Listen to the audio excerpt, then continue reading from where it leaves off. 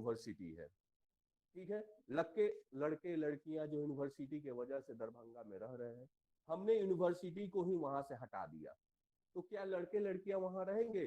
वो पलायन कर जाएंगे।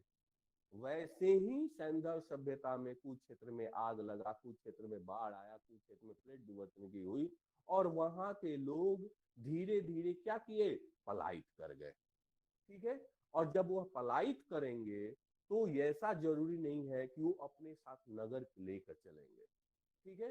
वो गए वहां पर, धीरे धीरे कुछ समय तक जो है घुमंतु जीवन जिएंगे, यायावरी जीवन जिएंगे, फिर धीरे धीरे जो है अस्थायी होंगे, और तब जो है नगरीकरण प्रारंभ होगा, ठीक है।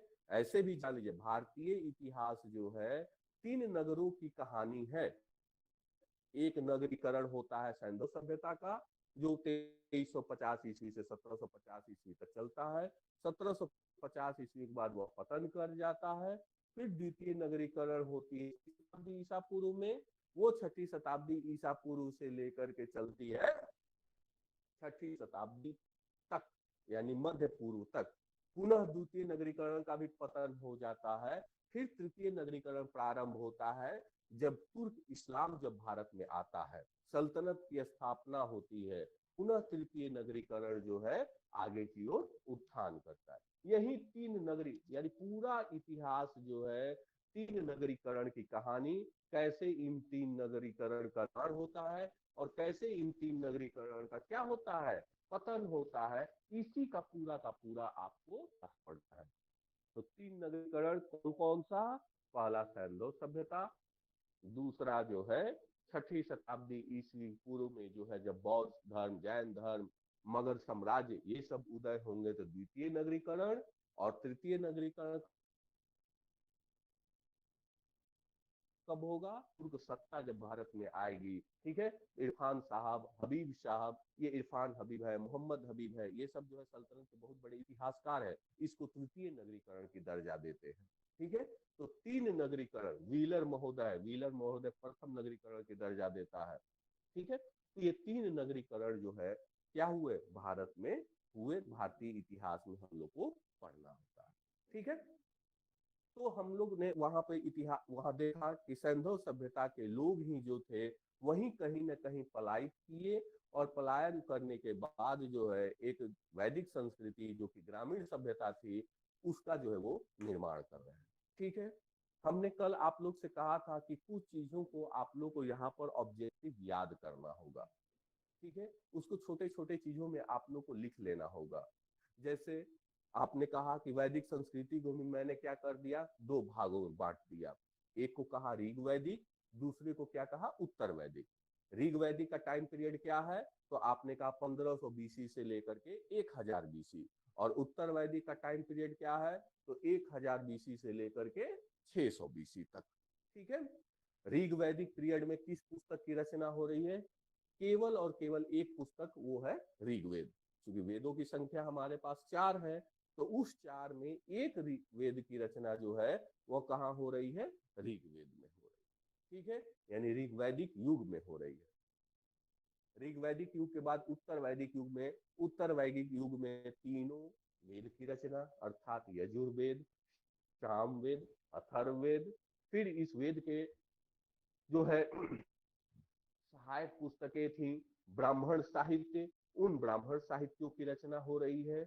उन ब्राह्मण साहित्यों के साथ ही साथ जो आपका आरण्यक थे, उस आरण्यक की रचना हो रही है, उपनिषदों की रचना हो रही है, ठीक है। तो ये सब किताबों की जो है, पुस्तकों की रचना जो है उत्तर वैदिक पीरियड में अर्थात लेटर वैदिक में संपन्न हो रही है, ठीक है। तो ये चीज मैंने कल भी आप लोग को बताया था, आज फिर दोबारा आप लोगों को बताया ताकि आपके दिमाग में क्या हो जाए, पूरे अस्थायी रूप से बैठ जाए, ठीक है।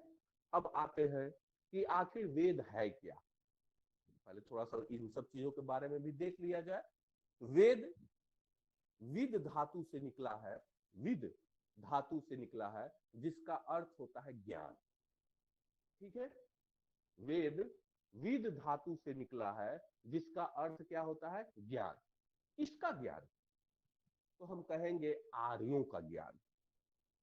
जो ये आर्य आए हैं, जो आर्य यहाँ के लोग हैं, इन्हीं आर्यों के बारे में, इनका समाज कैसा है, इनका धर्म कैसा है, इनकी संस्कृति कैसी, पहनावा कैसा है, इनका खान पान कैसा है, इनकी राजनीतिक व्यवस्था कैसी है, इन्हीं सब का ज्ञान अर्जित करने के लिए वेदों की रचना की जा रही है।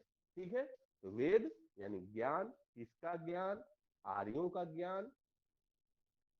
वेद को कुछ अन्य नाम से भी संबोधित किया जाता है, क्योंकि यह अपौरुषेय है, पुरुषों द्वारा नहीं लिखा गया है, ये श्रौत साहित्य है, अर्थात सुन सुन करके एक पीढ़ी से दूसरे पीढ़ी तक जो है ये आया है। ठीक है, तो ये है वेद। अब वेद, ऋग्वेद जो प्रथम पुस्तक है, इस सारे वेदों की रचना किसने की? महर्षि व्यास ने की। ठीक है, अब व्यास जी ने जो है ऋग्वेद लिखा। ऋग्वेद के जो है कौन कौन से ब्राह्मण ग्रंथ हैं, ऋग्वेद के कौन कौन से आरण्यक हैं, हमने कल भी बताया कि ऋग्वेद में मंडलों की संख्या कितनी है? 10 है। ठीक है, अब इसमें कुछ कुछ मंडल के बारे में आप लोग को जानना है। ठीक है, दूसरा चीज और, ऋग्वेद में चूंकि श्लोक है, ऋचाएं हैं, ठीक है, तो इनकी संख्या कितनी है? तो हमने बताया था कि 10,500 समथिंग है। ये 10,500 समथिंग में जो है, हमने बोला, ये भी आपको बताया था कि कुछ जो है, जो 17 जो है, वो 17 क्या है? बालखिल है, अर्थात इसको 12 बाद में जोड़ा गया है। ठीक है, तो बाद में जो जोड़ा गया उसको हम लोग क्या कहते हैं? बालखिल्य कहते हैं।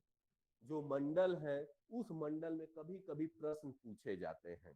ठीक है, जैसे आपसे पूछा जाएगा दशराग्य युद्ध जो रावी नदी के तट पर किया गया, वह दशराग्य युद्ध जो है कब संपन्न हुआ या किस मंडल में है? तो हम लोग क्या कहेंगे? दशराग्य युद्ध जो है 7वें मंडल में है। विश्वामित्र का जो है वर्णन किस मंडल से संबंधित है? तो विश्वामित्र तीसरे मंडल से संबंधित है। ठीक है, तो तीसरा मंडल में विश्वामित्र है, चौथे मंडल में अत्रि है, पांचवें छठे मंडल, यानी कहने का मतलब कि हर मंडल जो है किसी न किसी एक विशिष्ट जो है महर्षि से संबंधित है। ठीक है, तो उसके बारे में हम लोग को जानना होगा। ठीक है, फिर उसके बाद से जैसे ऋग्वेद है, तो ऋग्वेद के कितने ब्राह्मण साहित्य हुए? तो ऋग्वेद का ब्राह्मण साहित्य का नाम है ऐत्रेय ब्राह्मण, कौशतकी ब्राह्मण। ठीक है, ऐत्रेय और कौशतकी, ये दोनों ब्राह्मण साहित्य जो है किससे संबंधित है? ऋग्वेद से संबंधित है। इसी ऐत्रेय ब्राह्मण में जो है क्या कहा गया है? स्त्री को निम्न दर्जा दिया गया, क्योंकि ब्राह्मण साहित्य कब लिखा जाएगा? ऋग्वैदिक पीरियड में नहीं, बल्कि उत्तर वैदिक पीरियड में। तो इसी उत्तर वैदिक पीरियड में जब इसको लिखा जाएगा, तो ब्राह्मण साहित्य जो ऐत्रेय ब्राह्मण है, उस ऐत्रेय ब्राह्मण में जो है समस्त दुखों का कारण इसको माना जाएगा, स्त्री को माना जाएगा। ठीक है, कि समस्त दुखों का कारण जो है वो कौन है? तो स्त्री है। इसीलिए स्त्री को जो है क्या करना चाहिए? खत्म कर देना चाहिए, समाप्त करने। हमने बोला भी था कि आप लोग ऋग्वैदिक युग में जो है पुत्र प्राप्ति की जो है कामना करते थे। ठीक है, तो ऐत्रेय ब्राह्मण, फिर ऐत्रेय ब्राह्मण में ही जो है अस्तोमा सदगम्य, जो हम लोग पढ़ते हैं श्लोक, अस्तोमा सदगम्य तमसो ज्योतिर्गम्य, अस्तोमा सदगम्य श्लोक भी जो है इसी ऐत्रेय ब्राह्मण में लिखा गया है। ठीक है, इसी ऐत्रेय ब्राह्मण में एक और ऑब्जेक्टिव मिलता है, चरायवती चरायवती चरायवती, जो हम लोग कहते हैं बढ़े चलो बढ़े चलो बढ़े चलो, जिसको संस्कृत में हम लोग बोलते हैं चरायवती चरायवती चरायवती। इस श्लोक का भी वर्णन जो है हमको कहाँ मिलता है? ऐत्रेय ब्राह्मण में मिलता है। अच्छा, एक चीज और जानिए आप लोग, चरायवती चरायवती चरायवती वर्तमान में एक पुस्तक भी है, जो उत्तर प्रदेश के राज्यपाल महोदय हैं, उन्हीं राज्यपाल महोदय के द्वारा एक पुस्तक लिखी गई है, जिसका नाम है चरायवती चरायवती चरायवती। ठीक है, तो उस समय जो है चरायवती चरायवती चरायवती जो श्लोक है, जो लाइन है, वो कहाँ से लिया गया है? ऐत्रेय ब्राह्मण से लिया गया है। ठीक है, उसी तरीके से कौशतकी, कौशतकी का मतलब क्या होता है? कौशतकी ब्राह्मण में क्या लिखा गया है? तो कौशतकी का मतलब होता है, कौशक राजा थे, उन्हीं के द्वारा पुस्तक लिखी गई। ठीक है, तो कौशिकी राजा के द्वारा जो यह पुस्तक लिखी गई है, कौशतकी ब्राह्मण। इस कौशतकी ब्राह्मण में भी जो है, अब हमें तो उतना जानकारी नहीं है क्योंकि आज थोड़ा सा तबीयत गड़बड़ भी थी और मैंने कुछ देखा भी नहीं। ठीक है, फिर भी तो ये क्या है, कौशतकी ब्राह्मण है, ऐत्रेय ब्राह्मण, कौशतकी ब्राह्मण। उस तरीके से इससे रिलेटेड आरण्यक, आरण्यक का मतलब मैंने कल भी आप लोगों को बताया था, जो जंगल में जा करके, जब हम तीसरे आश्रम व्यवस्था के तहत हम लोग जाते हैं, तो वहीं पर जो है जंगलों में जा करके एकांत अवस्था हो करके धीरे धीरे जब हम दर्शन की बात करते हैं, धर्म की बात करते हैं, तो उसी को हम लोग क्या कहते हैं, आरण्यक कहते हैं। यानी कि आरण्यक पुस्तक में क्या लिखा गया है, दर्शन की बातें लिखी गई, हालांकि वो प्रारंभिक दर्शन है। तो आरण्यक, ऐत्रेय आरण्यक, कौशतकी आरण्यक, बस वो ब्राह्मण को हटा देना है, वहां पर ऐत्रेय आरण्यक शब्द को जोड़ देना है, ठीक है। तो ये क्या है, आरण्यक है। आरण्यक के बाद क्या होता है, उपनिषद होती है। उपनिषद, उप जोड़ नी जोड़ सद। उप का मतलब होता है समीप, नी का मतलब होता है बैठना, सद का मतलब होता है बैठना। यानी कि जो गुरु के समीप नीचे बैठ करके, गुरु के समीप बैठ करके अपना ज्ञान अर्जित करता है, उसे ही हम क्या कहते हैं, उपनिषद कहते हैं, ठीक है। मैं फिर से बोलता हूं, उपनिषद, उप, उप का मतलब होता है समीप, निषद का मतलब होता है बैठना। यानी कि समीप बैठ करके, किसके समीप, गुरु के समीप। और गुरु के समीप बैठ करके जो आपने ज्ञान अर्जित किया है, उसी को लिपिबद्ध किया गया कहाँ, उपनिषदों में। और उपनिषद में जो है, जैसे आपने कहा कि आरण्यक क्या है, तो आरण्यक आप जो है जंगल में जाकर के एकांत अवस्था में होकर के दर्शन की जब बात कर रहे हैं, वही दर्शन का जो चरम है वो क्या है, उपनिषद है।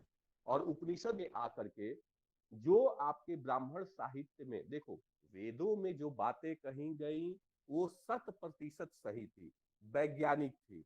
लेकिन वेद के बाद जो ब्राह्मण साहित्य की रचना हुई, वह ब्राह्मण साहित्य क्या किया गया, ब्राह्मणों ने अपने धर्म को, अपनी कर्मकांड को अपने पास सुरक्षित रखने के लिए उन्हीं वेद को क्या किया, और सिंपल वे में और साधारण भाषा में क्लिष्ट करके, साधारण नहीं क्लिष्ट भाषा में अपने पास उन मंत्रों को उच्चारण करने के सुरक्षित रखने के लिए ब्राह्मण साहित्य की रचना की। अर्थात ब्राह्मण साहित्य में क्या कर दिया गया, कर्मकांड भर दिए गए, और वो अपने लिए क्या किए, ब्राह्मण ने सुरक्षित रख लिया, ठीक है।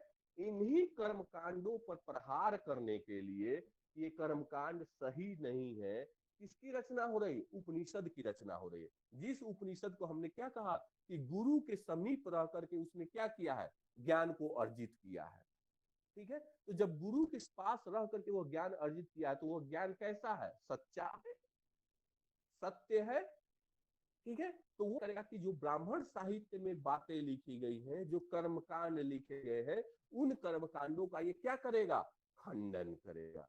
जो आरण्यक में धीरे धीरे जो बातें, दर्शन की बातें की गई हैं, उन दर्शन की बातें को क्या करेगा, स्वीकार करेगा, ठीक है। तो जो ब्राह्मण साहित्य की बातों को खंडन कर रहा है वो कौन है, उपनिषद है।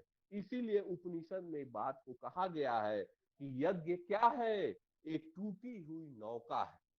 यज्ञ, हमने कहा कि वेद के बाद जो ब्राह्मण, आरण्यक आदि सब साहित्य लिखे जा रहे हैं, उन साहित्यों में क्या किया जा रहा है, कर्मकांड की बातें की जा रही है।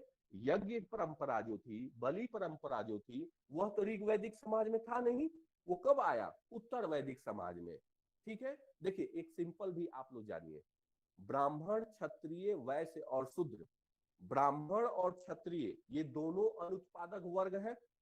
ये कोई उत्पादन नहीं कर रहा है, उत्पादन कौन कर रहा है, वैश्य कर रहा है और शूद्र कर रहा है। वैश्य उत्पादन कर रहा है और उस उत्पादन में सहायक जो है वो कौन है, शूद्र है। यही हमारी वर्ण व्यवस्था थी। ब्राह्मण जो है पुरोहित का काम कर रहा है और क्षत्रिय जो है हमारी सुरक्षा का काम कर रहा है। लेकिन ये ब्राह्मण क्षत्रिय जो अनुत्पादक है, यह अनुत्पादक क्या चाहेगा कि वैसे हमको जो है अधिशेष दे, लेकिन वैश्य जो है अधिशेष किसको दे रहा है, क्षत्रिय को दे रहा है, चूंकि वो सुरक्षा कर रहा है। लेकिन वैश्य जो है ब्राह्मण को देने में थोड़ा आनाकानी कर रहा है। तो इन्हीं वजहों से ब्राह्मणों ने क्या किया कि यह कर्मकांड को इतना ज्यादा फैलाया कि वेद जो है केवल ब्राह्मण पढ़ सकता है, ये पूजा जो है केवल ब्राह्मण कर सकता है। यानी इस तरीके से कर्मकांड को गढ़ देना, श्लोक जो है ब्राह्मण के मुंह से ही निकलेगा तभी वो शुद्ध होगा, बाकी कोई वर्ण व्यवस्था इसको नहीं पढ़ सकती है। आज भी देखिए हमारे समाज में थोड़ा बहुत चल रहा है। ठीक है, तो ये चीज को जो है, जो उत्पादन अधिशेष था उस पे कब्जा बनाए रखने के लिए, क्योंकि यह तो अनुत्पादक है, इसने क्या किया कि पूरे कर्मकांडीय क्षेत्र को रचना शुरू कर दिया। ठीक है, तो ये क्या है, ब्राह्मण साहित्य। यानी कि ब्राह्मण साहित्य में क्या है, पूरे के पूरे कर्मकांड है। और इसी के विरोध में हमने क्या दर्शन के तौर पे जो है, क्या दर्शन लिखा, उपनिषद का अध्ययन किया, उपनिषदों को लिपिबद्ध किया। उपनिषद 108 है। उन्हीं उपनिषदों में जो है स्पष्ट लिखा हुआ है कि यज्ञ क्या है, एक टूटी हुई नौका है, और इस यज्ञ के माध्यम से आप भव को पार नहीं कर सकते। भव यानी कि संसार को पार नहीं कर सकते। ठीक है, यानी कि यज्ञ टूटी हुई नौका, यानी यज्ञ यहाँ किसको डिनोट किया जा रहा है, ब्राह्मण साहित्य को। ब्राह्मण साहित्य यानी कि उत्तर वैदिक युग में जो पूरा परचम पे आया, अपने उत्थान पे आया, इस ब्राह्मण साहित्य के तहत जो है हमने क्या कर दिया कि यज्ञ ही वो माध्यम है जिसके द्वारा आप अपने संसार को पार कर सकते हो, जीवन को पार कर सकते हो। इन सब बातों को क्या कर दिया गया, नकारा गया, और उसके प्रमाण दिए गए, किसमें, उपनिषदों के द्वारा। और इन्हीं उपनिषदों का परिणाम निकला यह कि हमारे यहाँ जो है, और इस कर्म कांड का परिणाम निकला कि इसी कर्म कांड के विरोध स्वरूप निकले उपनिषद, और इस उपनिषदों को पढ़ करके ही जो है हमारे यहाँ 6ठी शताब्दी ईसा पूर्व में जो क्या आ रहा है, दो नास्तिक धर्म जन्म ले रहा है, जिसको हम लोग कह रहे हैं बौद्ध धर्म और जैन धर्म। बौद्ध और जैन धर्म जो है कोई धर्म ज्यादा नहीं है, बल्कि ज्यादा से ज्यादा ये क्या है, समाज सुधार धर्म है। ठीक है, जिसने की पूरी वैदिक सभ्यता की जो कर्मकांडीय परंपरा थी। अच्छा, वैदिक सभ्यता में भी कौन सी वैदिक सभ्यता, ऋग वैदिक की उत्तर वैदिक, उत्तर वैदिक कि उत्तर वैदिक सभ्यता के तहत, उत्तर वैदिक संस्कृति के तहत जो कर्मकांड गढ़े गए ब्राह्मणों द्वारा, ये यज्ञ करना है, इस दिशा में नहीं जाना है, ये सब करना है, इन सारे कर्मकांडों का प्रहार करना किसने शुरू किया, उपनिषद ने।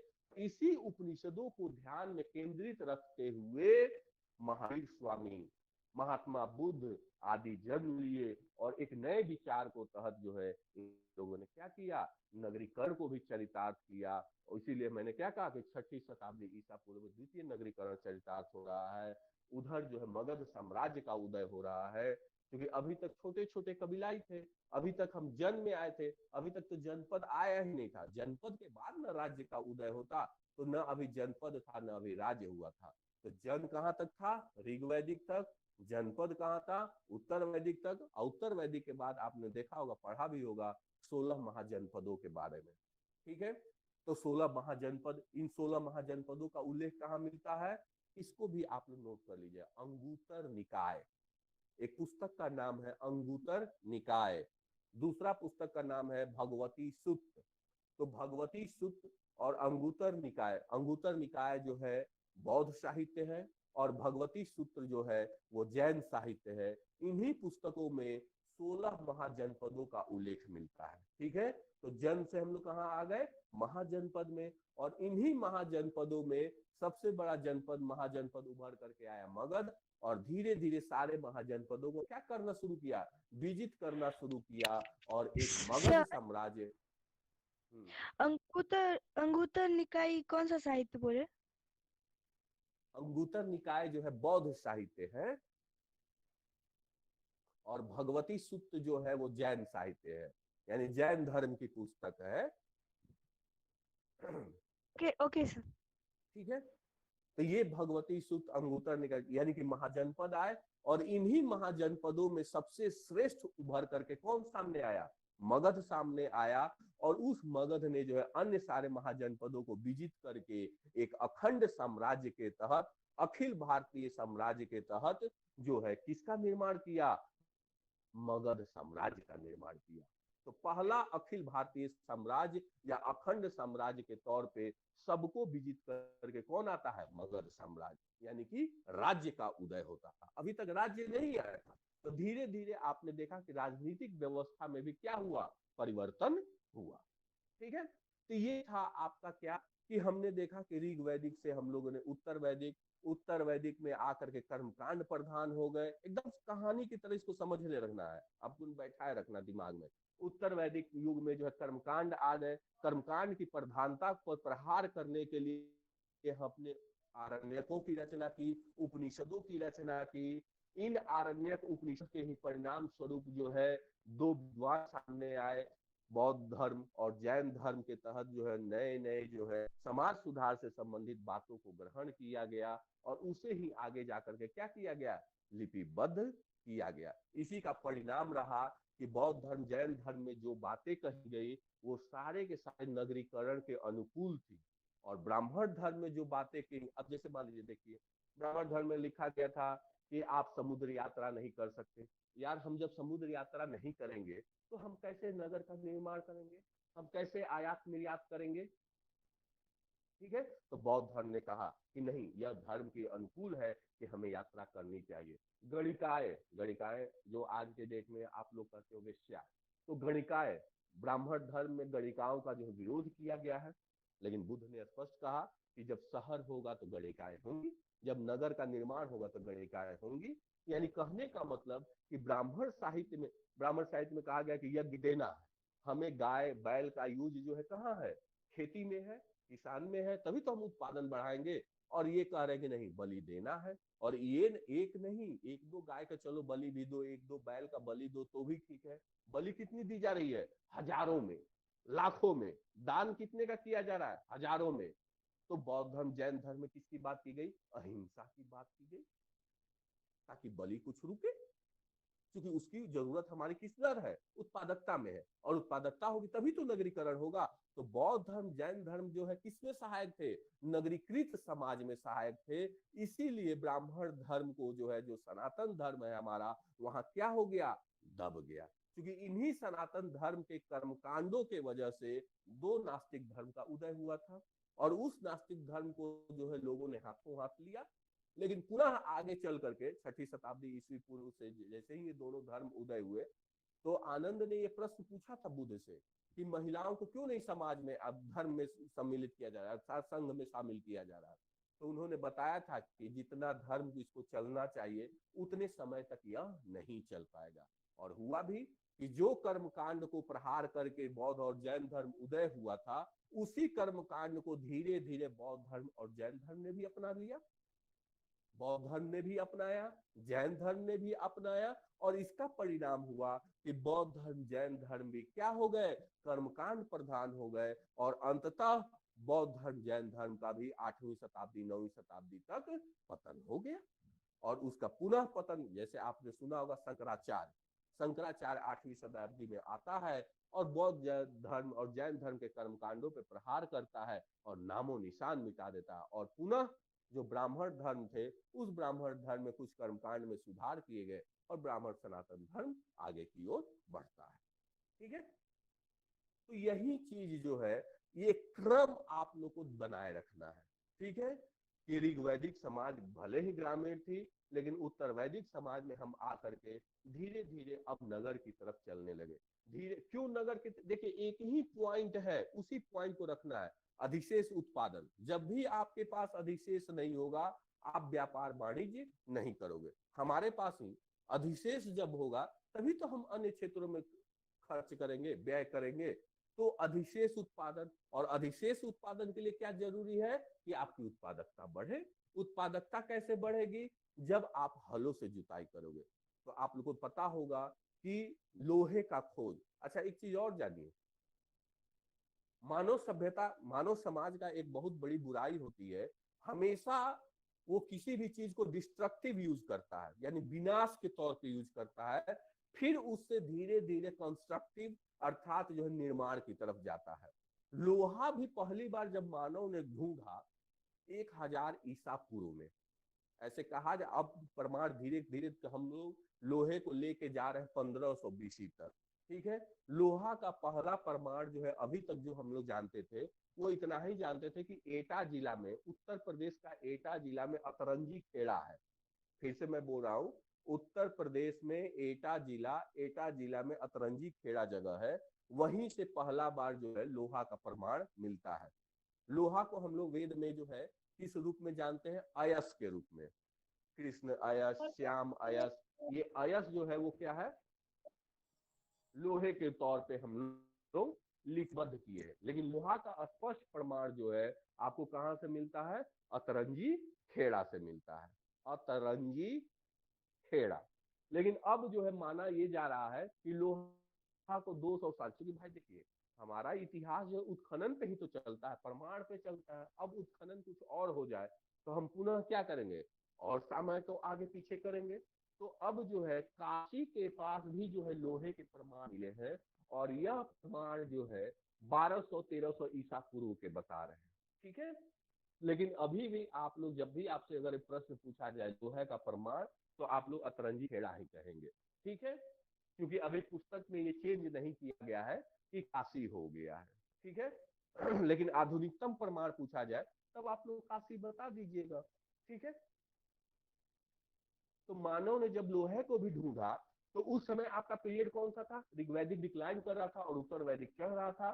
तो इन्होंने जो है कृषि उपकरण में प्रयोग नहीं किया, बल्कि युद्ध सामग्री में प्रयोग किया। यानी इसी के जो है भाला बनाना, इसी का जो है तलवार बनाना, और इससे क्या करना? एक कबीले दूसरे कबीले में लड़ना। तो इसीलिए मैंने क्या कहा कि कंस्ट्रक्टिव यूज नहीं, बल्कि डिस्ट्रक्टिव अर्थात विनाशक यूज करना शुरू किया।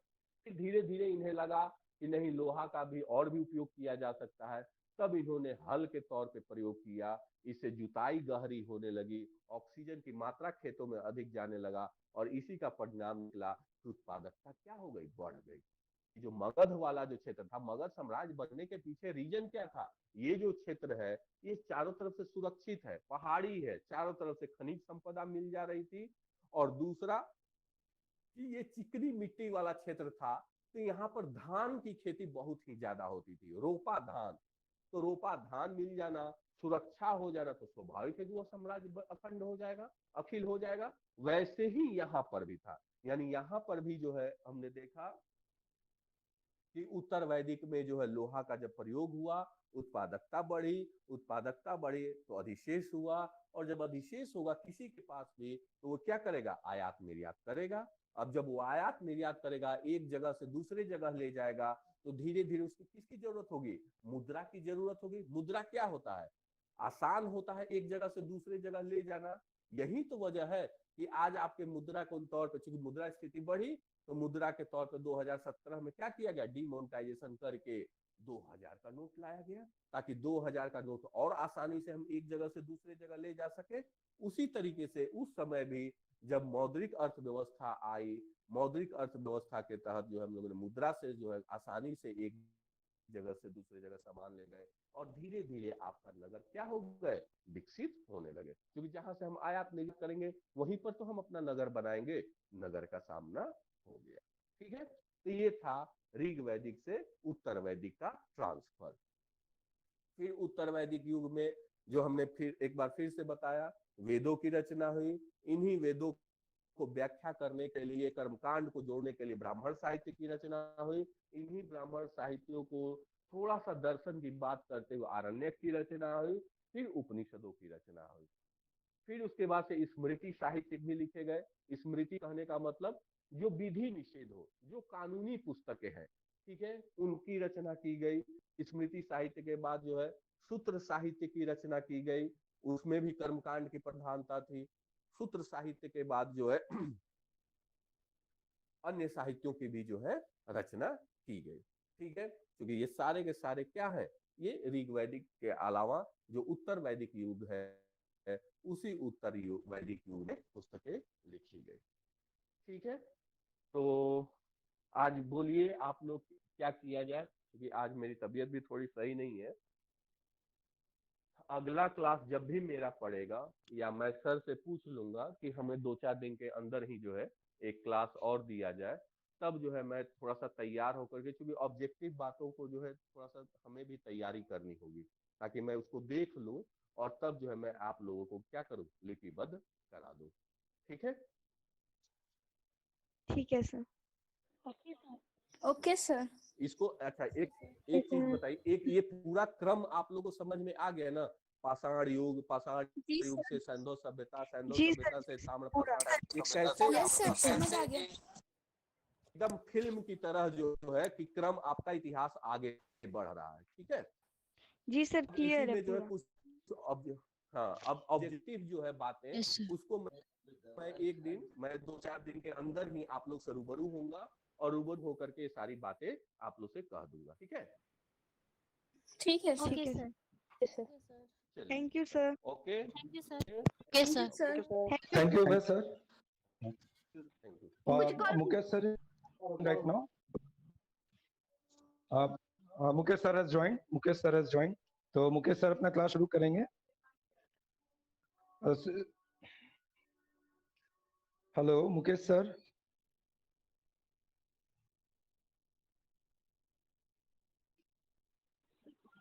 हेलो। हाँ Mukesh sir, yes sir, continue कीजिए sir. Thank you sir. Thank you. Please start. Good morning sir. Good morning sir. Morning sir. Morning sir. Good morning sir. Good morning sir. Good morning sir. Good morning. Good morning sir. तो ठीक है, good morning. Good morning sir. तो आज हम लोग चले अगले class की तरफ।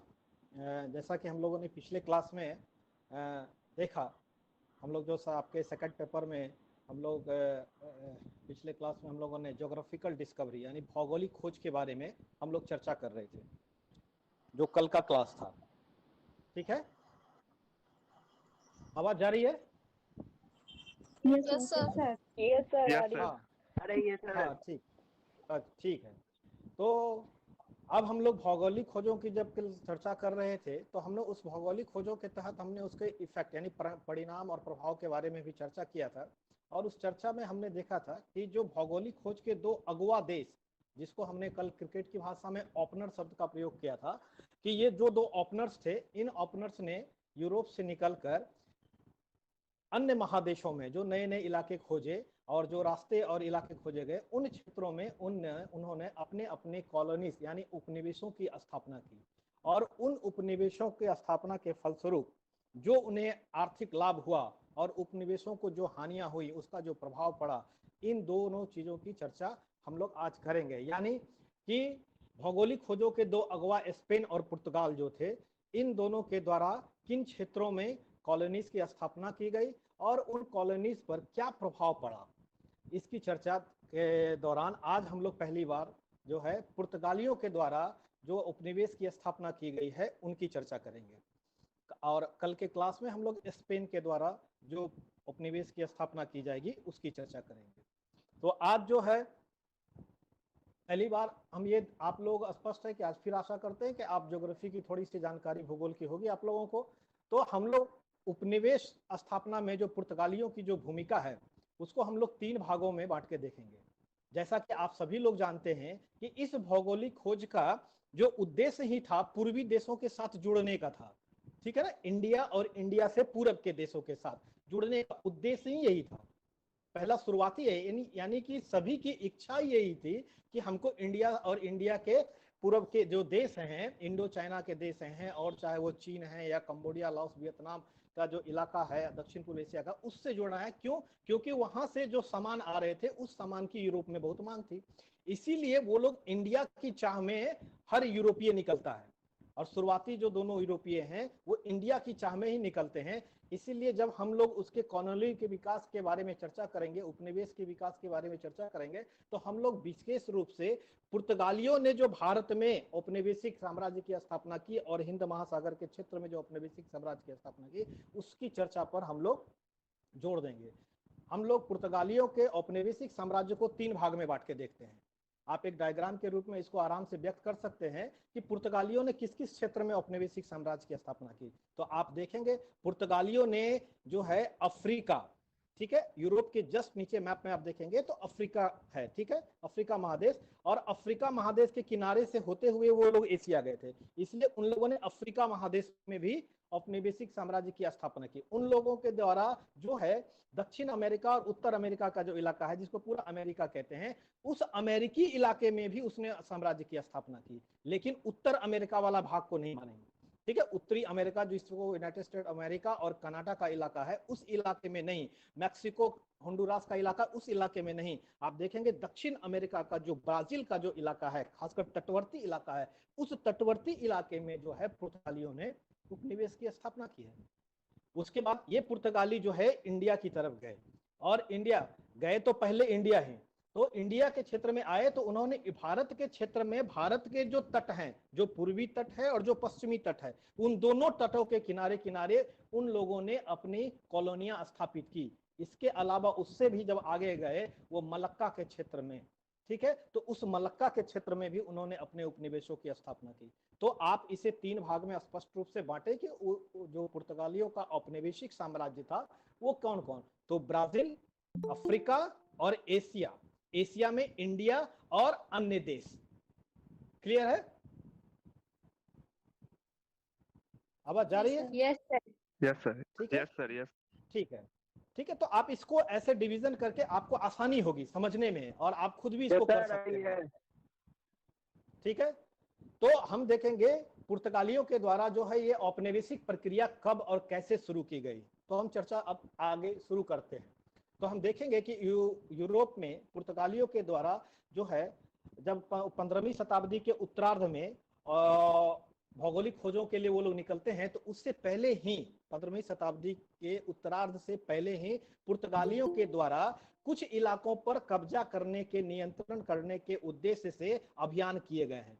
क्योंकि ये पुर्तगाली जो हैं ये आइबेरियन प्रायद्वीप है, ठीक है, जो पुर्तगाल और स्पेन जिस इलाके में है उसको आइबेरियन प्रायद्वीप कहते हैं। और वो पुर्तगाल और स्पेन का जो इलाका है, नीचे अफ्रीका का जो मोरक्को का इलाका है, उस दोनों के बीच में छोटी सी पतली पानी की लाइन है जिसे स्ट्रीट ऑफ जिब्राल्टर कहते हैं। ठीक है, वो स्ट्रीट ऑफ जिब्राल्टर, इधर अटलांटिक महासागर है, इधर जो है मेडिटेरियन सी है, इस दोनों के बीच में स्ट्रीट ऑफ जिब्राल्टर है। ये स्ट्रीट ऑफ जिब्राल्टर को क्रॉस करके पुर्तगालियों ने अफ्रीका के क्षेत्र में प्रारंभिक दौर में, यानी 15वीं शताब्दी के शुरुआत में इस इलाके पर नियंत्रण करने का प्रयास किया है। लेकिन वो अफ्रीका के अंदर मोरक्को तक नहीं आ पाए। वो जिब्राल्टर, स्ट्रीट ऑफ जिब्राल्टर के पास एक छोटा सा इलाका है जिसको स्यूटा बोलते हैं। ठीक है, पुर्तगालियों ने पहली बार 1415 में उस स्ट्रीट ऑफ जिब्राल्टर के नजदीक, ठीक है, स्यूटा नामक जगह पर पहली बार उन लोगों ने नियंत्रण स्थापित किया। ठीक है, तो ये पहली बार पुर्तगालियों ने, अभी आप देखेंगे कि ये 15वीं शताब्दी के उत्तरार्ध से पहले की घटना है। ठीक है, तो ये स्यूटा जो है 1415 में पहली बार पुर्तगालियों ने उस पर नियंत्रण किया। अब पुर्तगाली क्या करते हैं, उस स्यूटा पर नियंत्रण के पश्चात उस अफ्रीका के पश्चिम तट के किनारे से आगे बढ़ना शुरू करते हैं धीरे धीरे। और आगे बढ़ते हुए उन पुर्तगालियों ने 1460 के आसपास कैप वर्डे जो है अफ्रीका महादेश का सबसे पश्चिमी इलाका है जो अटलांटिक के तट पर है।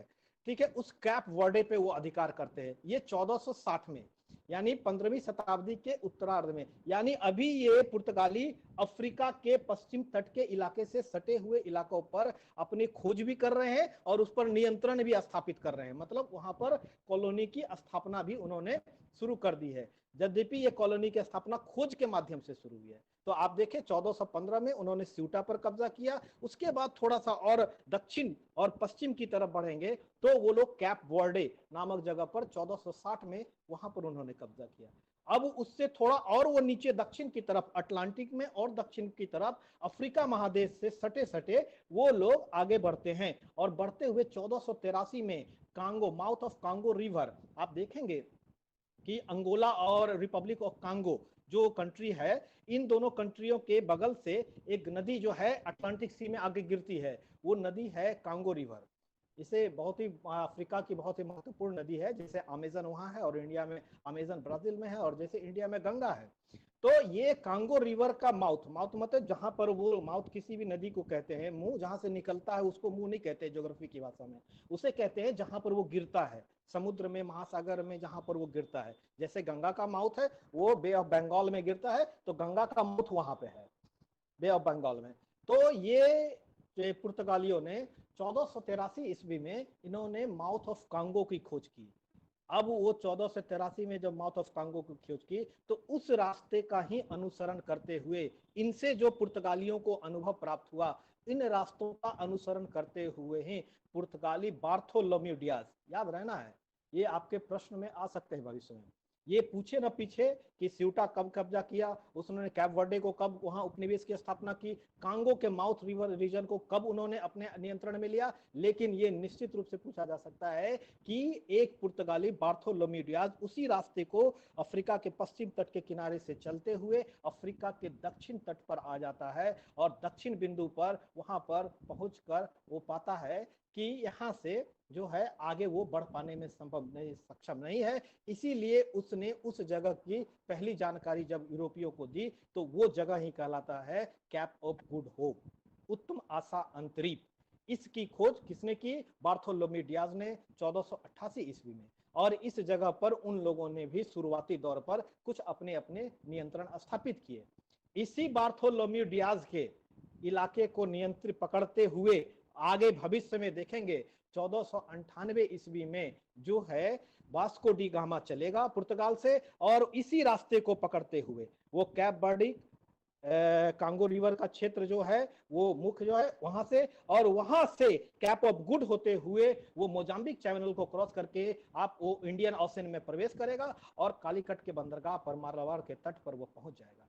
तो ये भौगोलिक खोज के क्रम में इस इलाके में अफ्रीका के इस क्षेत्र में इन्होंने प्रारंभिक औपनिवेशिक इलाकों औपनिवेशों की स्थापना की है, और आगे देखेंगे इसी अफ्रीका में जब इंडिया में उसका कंट्रोल मजबूत होने लगेगा पुर्तगालियों का, जब इंडिया पे वो ज्यादा मजबूती से अपना असर स्थापित करने लगेंगे, जब हिंद महासागर के इलाके में उनका नियंत्रण स्थापित होने लगेगा, तो आप देखेंगे इसी अफ्रीका के पूर्वी तट पर जो वो मोजाम्बिक चैनल से निकलते हैं उसी पर 1506 में आगे जाकर आप देखेंगे कि वहां पर मोजाम्बिक, मोम्पासा और जंजीबार पर 1506 में वो कंट्रोल करते हैं और वहां पर उपनिवेश स्थापित करते हैं। तो अफ्रीका कंटिनेंट के माध्यम से उनके जो खोज की प्रक्रिया शुरू हुई थी उसके औपनिवेशीकरण की प्रक्रिया भी हल्की हल्की वहीं से शुरू हो चुकी है, लेकिन इस औपनिवेशिक प्रक्रिया को बल मिला है जब उन्होंने भारत की खोज कर दी है। तो आप अब आगे देखेंगे, ये क्लियर है? जी सर। आवाज हाँ, तो ये आप क्लियर रखेंगे, ये आप इसको मैप ड्रॉ कर लेंगे और मैप को ड्रॉ कर मैप को आप ड्रॉ करेंगे और मैप पर बिंदुवार उसको अंकित करते हुए आगे बढ़ते जाएंगे तो आपको रूट की समझ, जब तक आप रूट नहीं समझेंगे तो आपको ये बड़ा अटपटा सा चैप्टर लगेगा। आपको पृथ्वी पर रूट समझना होगा और जल में जो है रूट को समझना पड़ेगा। तो आपने देखा कि उसने अफ्रीका के पश्चिम तट पर पुर्तगालियों ने आरंभिक उपनिवेश की स्थापना की, लेकिन पुर्तगालियों के औपनिवेशीकरण की प्रक्रिया को अभी बहुत ज्यादा बल नहीं मिला है, क्योंकि वो जिसको खोजने निकले थे वो तो मिला ही नहीं है, वो तो मिलेगा ही 1498 में। तो आगे देखते हैं कि हम अब पुर्तगालियों के द्वारा जो सबसे महत्वपूर्ण खोज है और औपनिवेशिक प्रक्रिया है वो वास्को डी गामा के द्वारा शुरू की जाती है। वास्को डी गामा एक पुर्तगाली व्यक्ति 1498 ईस्वी में वो बार्थोलोम्यू डियाज के रास्ते को पकड़ता हुआ वो आता है और पहली बार 1498 में वो कालीकट के बंदरगाह पर पहुंच जाता है, और कालीकट जो है वो जमोरिन का इलाका है। आपको यहाँ पर आगे बढ़ने से पहले आपको भारत के परिदृश्य को जानना जरूरी होगा कि इस समय भारत कैसा है, भारत क्या कंडीशन है इंडिया में। तो आप जब सिर्फ इतना अभी यहाँ रुकें, अब आप भारत के कंडीशन को देखें तो आप देखेंगे जब बंदरगाह पर कालीकट पर ये आ रहा है 1498 में, उस समय इस इलाके में मुख्य रूप से मालाबार तट पर 4 महत्वपूर्ण छोटे छोटे राज्य हैं, ठीक है। एक जो है वो जमोरिन का अर्ध स्वतंत्र राज्य है, एक जो है कलाथरू राज है, एक वेगनाथ का राज है और एक नायर का राज है। ये छोटे छोटे राज्य हैं जो कि इस मालाबार तट पे हैं। इसी मालाबार तट से जब आप थोड़ा सा उधर उत्तर की तरफ और दक्षिण भारत में ही जब आप थोड़ा सा पूरब और उत्तर की तरफ बैठते हैं तो विजयनगर का नियंत्रण है वहां पर अभी आप इंडिया में इस दौर में विजयनगर का साम्राज्य है। और विजयनगर साम्राज्य के जस्ट थोड़ा सा जब आप ऊपर दक्षिण भारत की तरफ बढ़ते हैं तो आप महाराष्ट्र में देखते हैं निजाम शाही का दौर है, जो बहमनी साम्राज्य के विघटन के पश्चात इस क्षेत्र में छोटी छोटी रियासतें आई हैं, उसमें निजाम शाही का नियंत्रण है। उसमें कर्नाटक के क्षेत्र में कुतुब शाही का नियंत्रण है, आदिल शाही का नियंत्रण है कर्नाटक और आंध्र प्रदेश के इलाके में। वहीं थोड़ा सा और उत्तर बढ़ते हैं तो आप गुजरात के क्षेत्र में मुजफ्फर शाही वंश का शासन है, और आप उसी समय देखते हैं एक महान शासक उस दौर का वहां पर मुजफ्फर शाही में महमूद बेगरा का दौर है। और उससे ही जब थोड़ा सा उत्तर आप और बढ़ते हैं तो आप उस समय उत्तर भारत में पहली बार आप देखेंगे वो उस समय उत्तर भारत में लोदियों और मुगलों का शासन है। यानी आप ध्यान रखें 1498 में जब वास्को डी गामा भारत पर आ रहा है उस समय उत्तर में दिल्ली पर जिस व्यक्ति का शासन है वो व्यक्ति सिकंदर लोदी है। आप दिल्ली सल्तनत पढ़ेंगे सेकेंड ईयर में, आपको पढ़ना है। आप जब सेकंड ईयर में पढ़ेंगे तो विभिन्न वंशों के इतिहास को पढ़ते हुए दिल्ली सल्तनत के इतिहास को जानेंगे तो आप देखेंगे लोदियों के शासन में 3 महत्वपूर्ण शासक बहलोल लोदी, सिकंदर लोदी और इब्राहिम लोदी है। और जब वास्को डी गामा कालीकट के दक्षिण भारत में वो आ रहा है, वो उत्तर की तरफ नहीं आ रहा है, वो दक्षिण भारत में समुद्र के पानी के माध्यम से आ रहा है। और आप देखेंगे जब वो कालीकट पर पहुंचता है तो उस समय उत्तर भारत का परिदृश्य कुछ अलग है। उत्तर भारत में इस समय लोदियों का दौर चल रहा है। और जब 1500 के बाद जब पुर्तगाली मजबूत स्थिति में आने लगते हैं तो आप देखेंगे 1526 में उत्तर में मुगल वंश की पहली बार स्थापना होगी जो बाबर के द्वारा किया जाएगा। तो हम लोग इस तरफ बढ़ते हुए हमने वो देखा कि 1498 में पुर्तगाली भारत में प्रवेश कर गए हैं और इन पुर्तगालियों को प्रवेश कराने वाला जो व्यक्ति है वो वास्को डी गामा है।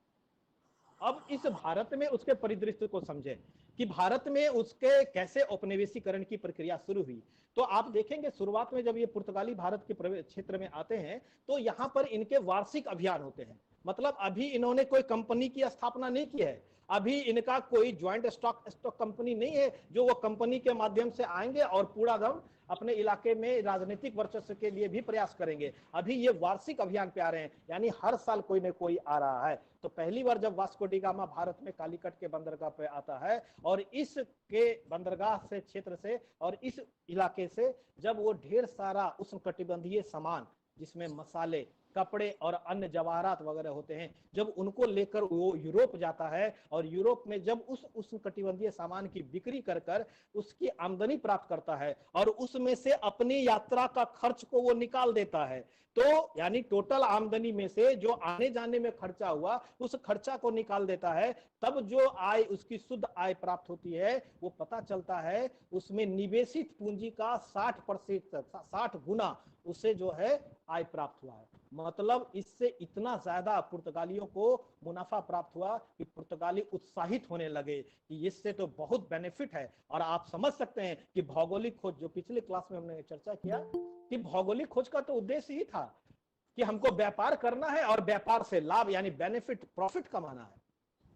और इस प्रॉफिट को जब वो प्राप्त करते हैं 60 गुना से ज्यादा प्रॉफिट मिलता है तो अन्य पुर्तगाली भी उत्साहित होते हैं। और 1498 के बाद भारत के लिए हर वर्ष जो है वार्षिक अभियान शुरू किए जाते हैं। आप देखेंगे 1498 में जो है वास्को डी गामा आता है, 1499 से 1500 के बीच में कैब्रल, पेट्रो अल्वारिस कैब्रल, इसके बारे में आगे चर्चा करेंगे कैब्रल के बारे में जब इसके द्वारा ब्राजील की खोज कर दी जाएगी 1500 ईस्वी में। तो पेट्रो अल्वारिस कैब्रल सेकंड व्यक्ति है जो भारत की तरफ आता है। उसके बाद आप फिर देखेंगे वास्को डी गामा पुनः आता है, ठीक है, पुनः वास्को डी गामा 1501 और 2 के ईस्वी जो है वो आता है इस क्षेत्र में। और इस क्षेत्र में कालीकट के क्षेत्र इस समय तक जमोरिन से इसकी झड़प शुरू हो जाती है, इसका रिश्ता खराब हो जाता है। तो ये जमोरिन से इस जगह से हटकर वो आगे नायरों के राज्य में क्षेत्र में चला जाता है। और इसी समय पहली बार नायरों के इलाका में 1501 में जो है भारत में ब्रिटिशों के द्वारा अपनी पहली कॉलोनी यानी बस्ती की स्थापना की जाती है। 1501 में कोच्चिन में पुर्तगालियों ने अपनी पहली कॉलोनी की स्थापना की है। तो आप देखें दूसरी बार भी वास्को डी गामा आता है। और जब वास्को डी गामा से आगे बढ़ेंगे और थोड़ा सा तो आप देखेंगे 1503 में आप देखेंगे पंचेको आता है। पंचेको एक पुर्तगाली है वो भी आता है। उसके आगे और बढ़ेंगे 1503 में ही तो आप देखेंगे कि वहां पे सोरेस आता है। तो इस तरह से 1498 से लेके 1503 के समय तक इस पूरे समय में आप देखेंगे वास्को, कैब्रल, वास्को, पंचोको, सोरेस, ये लोग भारत के क्षेत्र में आते हैं। आने का उद्देश्य इनका व्यापार है, लेकिन इस व्यापारिक उद्देश्य के साथ साथ वो लोग इस इलाके में अपनी छोटी छोटी कॉलोनियां यानी उपनिवेशों की स्थापना करने की प्रक्रिया की शुरुआत कर देते हैं। और ऐसे ही उपनिवेशों में पहला उपनिवेश जो है याद रखेंगे 1501 ईस्वी में जो है कोच्चिन में, और आप देखेंगे 1503 में कलानुरू और क्यूलोन में। तो ये पुर्तगालियों के आरंभिक अभियान है और पुर्तगालियों के भारत में उपनिवेश स्थापना की प्रक्रिया की शुरुआत है। आवाज जा रही है? Yes sir. Yes sir. ठीक है, तो सर ठीक क्या है, तो बोले आप कि इस 1501 में अपना व्यापार स्थापित किया कोचीन में, और क्या बोले हैं? व्यापार में कॉलोनी, ठीक है, कॉलोनी। व्यापार तो कर ही रहे हैं, कॉलोनी मतलब अपनी एक बस्ती जिसको फैक्ट्री कहते हैं, आगे बताएंगे। हाँ, फैक्ट्री उन्होंने अपने स्थापना की। या फैक्ट्री को आप या आज की फैक्ट्री की तरह नहीं समझेंगे, यानी फैक्ट्री कहने का मतलब कि वो फैक्ट्री नहीं है जहां पर कोई चीज का प्रोडक्शन हो रहा है। उस दौर में फैक्ट्री उस इलाके को कहते हैं जो कि जहां पर वो एक्सचेंज सेंटर है, यानी विनिमय केंद्र, जहां सामान को लिया भी जाता है, सामान को बेचा भी जाता है, सामान की खरीद बिक्री जिस जगह पर की जाती है उसकी फैक्ट्री कहते हैं। और वहीं पर वो लोग बसना भी धीरे धीरे शुरू करते हैं, एक कॉलोनी के रूप में उनका विकास करते हैं। और ऐसी पहली कॉलोनी भारत में पुर्तगालियों के द्वारा 1501 में कहां पर, कोचीन में स्थापित की गई है, ठीक है। और 1503 में कूलेन और कनानूरू में उन्होंने स्थापित किया है। तो ये 1505 ईस्वी तक आप देखेंगे ये वार्षिक अभियान की प्रक्रिया चलती रहती है। इसके बाद पुर्तगाल में इन व्यापारियों के द्वारा निर्णय होता है और सरकार, आप देख रहे हैं कि जैसे कल भौगोलिक खोजों में हमने चर्चा किया कि सरकार की सकारात्मक भूमिका, मतलब सरकार ने सपोर्ट किया है व्यापारियों को और नाविकों को, साहसी नाविकों को। तो सरकार की भी भूमिका और व्यापारियों के उत्साह को देखते हुए कि मुनाफा जो हो रहा है, तो व्यापारियों ने अपने गति को बढ़ाने के लिए और थोड़ा उपनिवेश प्रक्रिया को बढ़ाने के लिए, अपने व्यापार को गति देने के लिए उन्होंने एक कंपनी की स्थापना की। सो पुर्तगालियों के द्वारा पहली बार कंपनी की स्थापना की गई है भारत के व्यापार से जुड़ने के लिए, पूर्वी देशों के व्यापार से जुड़ने के लिए। और ऐसी कंपनी ही 1505 में पहली बार पुर्तगालियों के द्वारा बनाई गई, जिस कंपनी का नाम एस्तांदो दे इंडिया है, ठीक है। ये एक कंपनी बनाते हैं उसके बाद वो, और वो कंपनी कैसी, तो ये वाणिज्यिक कंपनी है, ये स्टॉक संयुक्त पूंजी वाली कंपनी है, स्टॉक एक्सचेंज कंपनी के रूप में ये डेवलप होता है। स्टॉक कंपनी संयुक्त रूप से, जिसमें कई लोगों के पैसे लगे हुए हैं, जिसमें व्यापारियों के पैसे लगे हुए हैं, राजा के पैसे लगे हुए हैं, राजा के परिवारों के पैसे लगे हुए हैं, कई महत्वपूर्ण बड़े परिवार जो यूरोप के हैं उनके भी पैसे लगे हुए हैं। इन लोगों ने मिलकर एक कंपनी बनाई 1505 में, जिसको एस्तांदो द इंडिया कहते हैं। और इस कंपनी को भारत के साथ पुर्तगाल और भारत के बीच के व्यापार की जिम्मेदारी दी है। और इस कंपनी को चलाने के लिए भारत में उन्होंने अपने व्यक्ति यानी ऑफिसर यानी हेड को, बॉस को भी नियुक्त किया है, जिसको गवर्नर के रूप में जानते हैं। और ऐसा ही पहला गवर्नर जो भारतीय क्षेत्र में व्यापार करने के लिए उपनिवेशी प्रकरण की प्रक्रिया को आगे बढ़ाने के लिए नियुक्त किया गया है, वैसा ही पहला गवर्नर अल्मेडा है। यानी पुर्तगालियों ने अल्मेडा को भारत के जो है व्यापार के लिए जो है भारत में अपना गवर्नर नियुक्त किया है। तो आप देखेंगे भारत में इस पुर्तगाली गवर्नर के पश्चात भारत और हिंद महासागर और पूर्वी इलाकों में उपनिवेशीकरण की प्रक्रिया को और तेज गति मिलती है। यानी उपनिवेश स्थापना, नियंत्रण स्थापित करने की गति मिलती है और बहुत सारे इलाके में ये अपना कब्जा करना शुरू करते हैं। आप आगे देखेंगे कि जब 1505 में एस्तांदो दो इंडिया का गठन होता है और अल्मेडा की नियुक्ति होती है, तो 1505 से लेकर 1509 इसका कार्यकाल है भारत में अल्मेडा का। ये कार्यकाल में अल्मेडा एक निश्चित पॉलिसी के तहत इस इलाके में पुर्तगालियों के हितों के लिए काम करता है और उस पॉलिसी का नाम है ब्लू वाटर पॉलिसी, ठीक है। इस पॉलिसी का नाम है ब्लू वाटर पॉलिसी, यानी नीले शांत जल की नीति। यानी कि इन नीति के तहत इनका उद्देश्य क्या है कि हिंद महासागर के क्षेत्र में जो है अपना शांतिपूर्वक व्यापार करना है और इस शांतिपूर्वक व्यापार में अपने नियंत्रण को भी बनाए रखना है। सो अल्मेडा की इस ब्लू वाटर पॉलिसी को जब उन्होंने हिंद महासागर के क्षेत्र में उसने बढ़ाना शुरू किया, तो इनकी झड़पें होने लगी, लड़ाइयां शुरू हुई हिंद महासागर के क्षेत्र में। किन से? इस औपनिवेशिक प्रक्रिया में, यानी इन उपनिवेशों की स्थापना के क्रम में इनकी लड़ाइयां शुरू हुई। जैसे अगर आप ही सोच लें कि आप अगर कोई आप दरभंगा के रहने वाले हैं और आप सोचे कि हम गंगा नदी को पार करके पटना के इलाके पे नियंत्रण करना चाह रहे हैं, उस इलाके के व्यापार पे कब्जा करना चाहेंगे, तो जब आप पटना की तरफ जाएंगे तो वहां पर जो पहले से व्यापार लोग कर रहा है उस लोगों से तो आपका झड़प होगा ना, होगा। और ऐसा ही झड़प इस क्षेत्र में पुर्तगालियों का हो रहा है। किससे हो रहा है? जो इस क्षेत्र में पहले सैकड़ों सालों से व्यापार कर रहे हैं। कौन कर रहे हैं? तो अरब कर रहे हैं। अरब कौन? अरब के क्षेत्र के जो व्यापारी हैं वो इस क्षेत्र से व्यापार कर रहे हैं। आप देखेंगे कि जब सिंध पे आक्रमण होता है मोहम्मद बिन कासिम का, उस समय से व्यापार हो रहा है इस इलाके के, जो अरब के व्यापारी कर रहे हैं। और अरब उस समय से इस इलाके में व्यापार कर रहे हैं। इस इलाके में मूर व्यापार कर रहे हैं। मूर कहते हैं उत्तरी अफ्रीका के जो व्यापारी है वो मूर व्यापारी है। उसके अलावा इस इलाके में इंडिया के लोकल व्यापारी है जो चेट्टियार व्यापारी है। इस इलाके में गुजरात के व्यापारी है जो काफी ज्यादा, अपने गुजरात के जो मुस्लिम व्यापारी हैं उनका इस अरब सागर हिंद महासागर के नियंत्रण है। इस इलाके में दक्षिण पूर्व एशिया के व्यापारी हैं। वो कौन व्यापारी हैं दक्षिण पूर्व एशिया के? वो चूलिया मुसलमान लोग हैं। ये लोग इस इलाके पर पहले से व्यापार कर रहे हैं और इसके व्यापार पर नियंत्रण स्थापित करने के लिए, इसके व्यापार को कमजोर करने के लिए, इस इलाके पर नियंत्रण स्थापित करने के लिए पुर्तगालियों ने अपनी एक पॉलिसी लाई है अल्मेडा के माध्यम से। उस पॉलिसी को ही ब्लू वाटर पॉलिसी कहते हैं। इस पॉलिसी के तहत क्या नीति थी कि समुद्र पर, कहता है स्थल पर उसी व्यक्ति का कब्जा होगा जिस व्यक्ति का समुद्र पर नियंत्रण होगा, और समुद्र पर उसी व्यक्ति का नियंत्रण होगा जिस व्यक्ति ने समुद्र में अड्डे स्थापित किए हैं। अड्डे, ये अड्डे स्थापित करने की प्रक्रिया है। अड्डे मतलब एक एक इलाका कि समुद्र में अगर छोटा छोटा कई जगह है, स्थल का भाग, वहां जमा कर लो, वहां पर अपना नियंत्रण करो ताकि इस इलाके से कोई भी जहाज बिना मेरी परमिशन के नहीं गुजरेगा। और ये काम पुर्तगाली करेंगे हिंद महासागर के क्षेत्र में।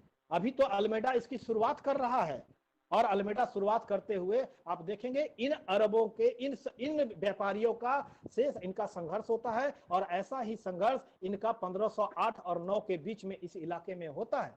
और जब इस 1508 और 9 में इस इलाके में होता है तो आप देखेंगे पहले चौल का युद्ध होता है, उसके बाद दीव का युद्ध होता है, जिसमें चौल के युद्ध में अल्मेडा हार जाता है। इस संयुक्त बेड़ा, ये सब मिल गए हैं, मूर, अरब, गुजराती, चेट्टियार, सारे लोग मिलके एक संयुक्त नौसैनिक बेड़ा बनाते हैं और उसका लड़ते किससे? पुर्तगाली से। और ये लड़ते तो पहली बार पुर्तगाली अल्मेडा हार जाता है, जिस लड़ाई में उसका पुत्र भी मारा जाता है।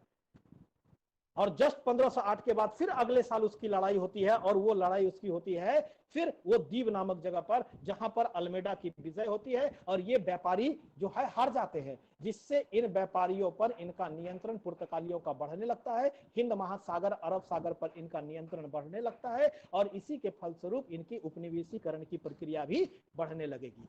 कैसे बढ़ेगी? तो अल्मेडा 1506 में हिंद महासागर से सटता हुआ इलाका अफ्रीका का पूर्वी तट है और इस अफ्रीका के पूर्वी तट पर ही 1506 में जो है उसने, अभी हम पहले चर्चा कर चुके हैं थोड़ी देर पहले, उसने 3 इलाके पे कब्जा कर लिया है, मोजाम्बिक, मोम्पासा और जंजीबार।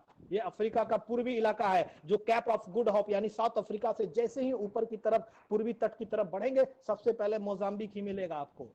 मेडागास्कर और मोजाम्बिक के बीच में ये मोजाम्बिक मिलेगा। यहां पर उन्होंने कब्जा कर लिया। उनको लगा कि अगर इस जगह पे हम नियंत्रण कर लेते तो इस इलाके से किसी को और आने जाने का हम मौका नहीं देंगे और इस इलाके पे कब्जा, तो अड्डा तो स्थापित करना पड़ेगा समुद्र में, और समुद्र में जिसका अड्डा स्थापित होगा, जिसका नियंत्रण होगा, उसी का नियंत्रण भूमि पे भी होगा।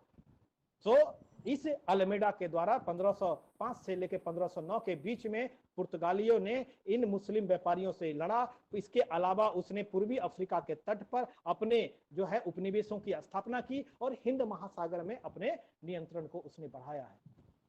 अब इसके बाद जब अल्मेडा चला जाता है तो अल्मेडा के बाद दूसरा पुर्तगाली गवर्नर इस क्षेत्र में पुर्तगालियों के द्वारा नियुक्त किया जाता है इस कंपनी के लिए। कौन कंपनी? एस्तांदो दे इंडिया। आपको जानकारी होगी कि सभी कंपनियां आती हैं बाद में, आप देखेंगे कि इसके बाद ब्रिटिश कंपनी भी आएगी, इसके बाद डच कंपनी भी आएगी। जब आप सीरियल में अगर आप देखेंगे तो पुर्तगाली के बाद पहले डच आते हैं, डच के बाद पहले ब्रिटिश आते हैं, ब्रिटिश के बाद फिर जो है अन्य लोग आने लगते हैं इस क्षेत्र में। तो आप देखेंगे कि ये पुर्तगाली जिस एस्तांदो दो इंडिया का गठन करते हैं उसका दूसरा गवर्नर, जो भारत में पुर्तगालियों का सच कहे कि वो वास्तविक संस्थापक है। पुर्तगाली अभी पूरा मजबूत नहीं हुए हैं इस इलाके में, तो इसको मजबूत करने का काम जो व्यक्ति करता है वो व्यक्ति कहता है कि कौन है? तो वो है अल्बुकर्क।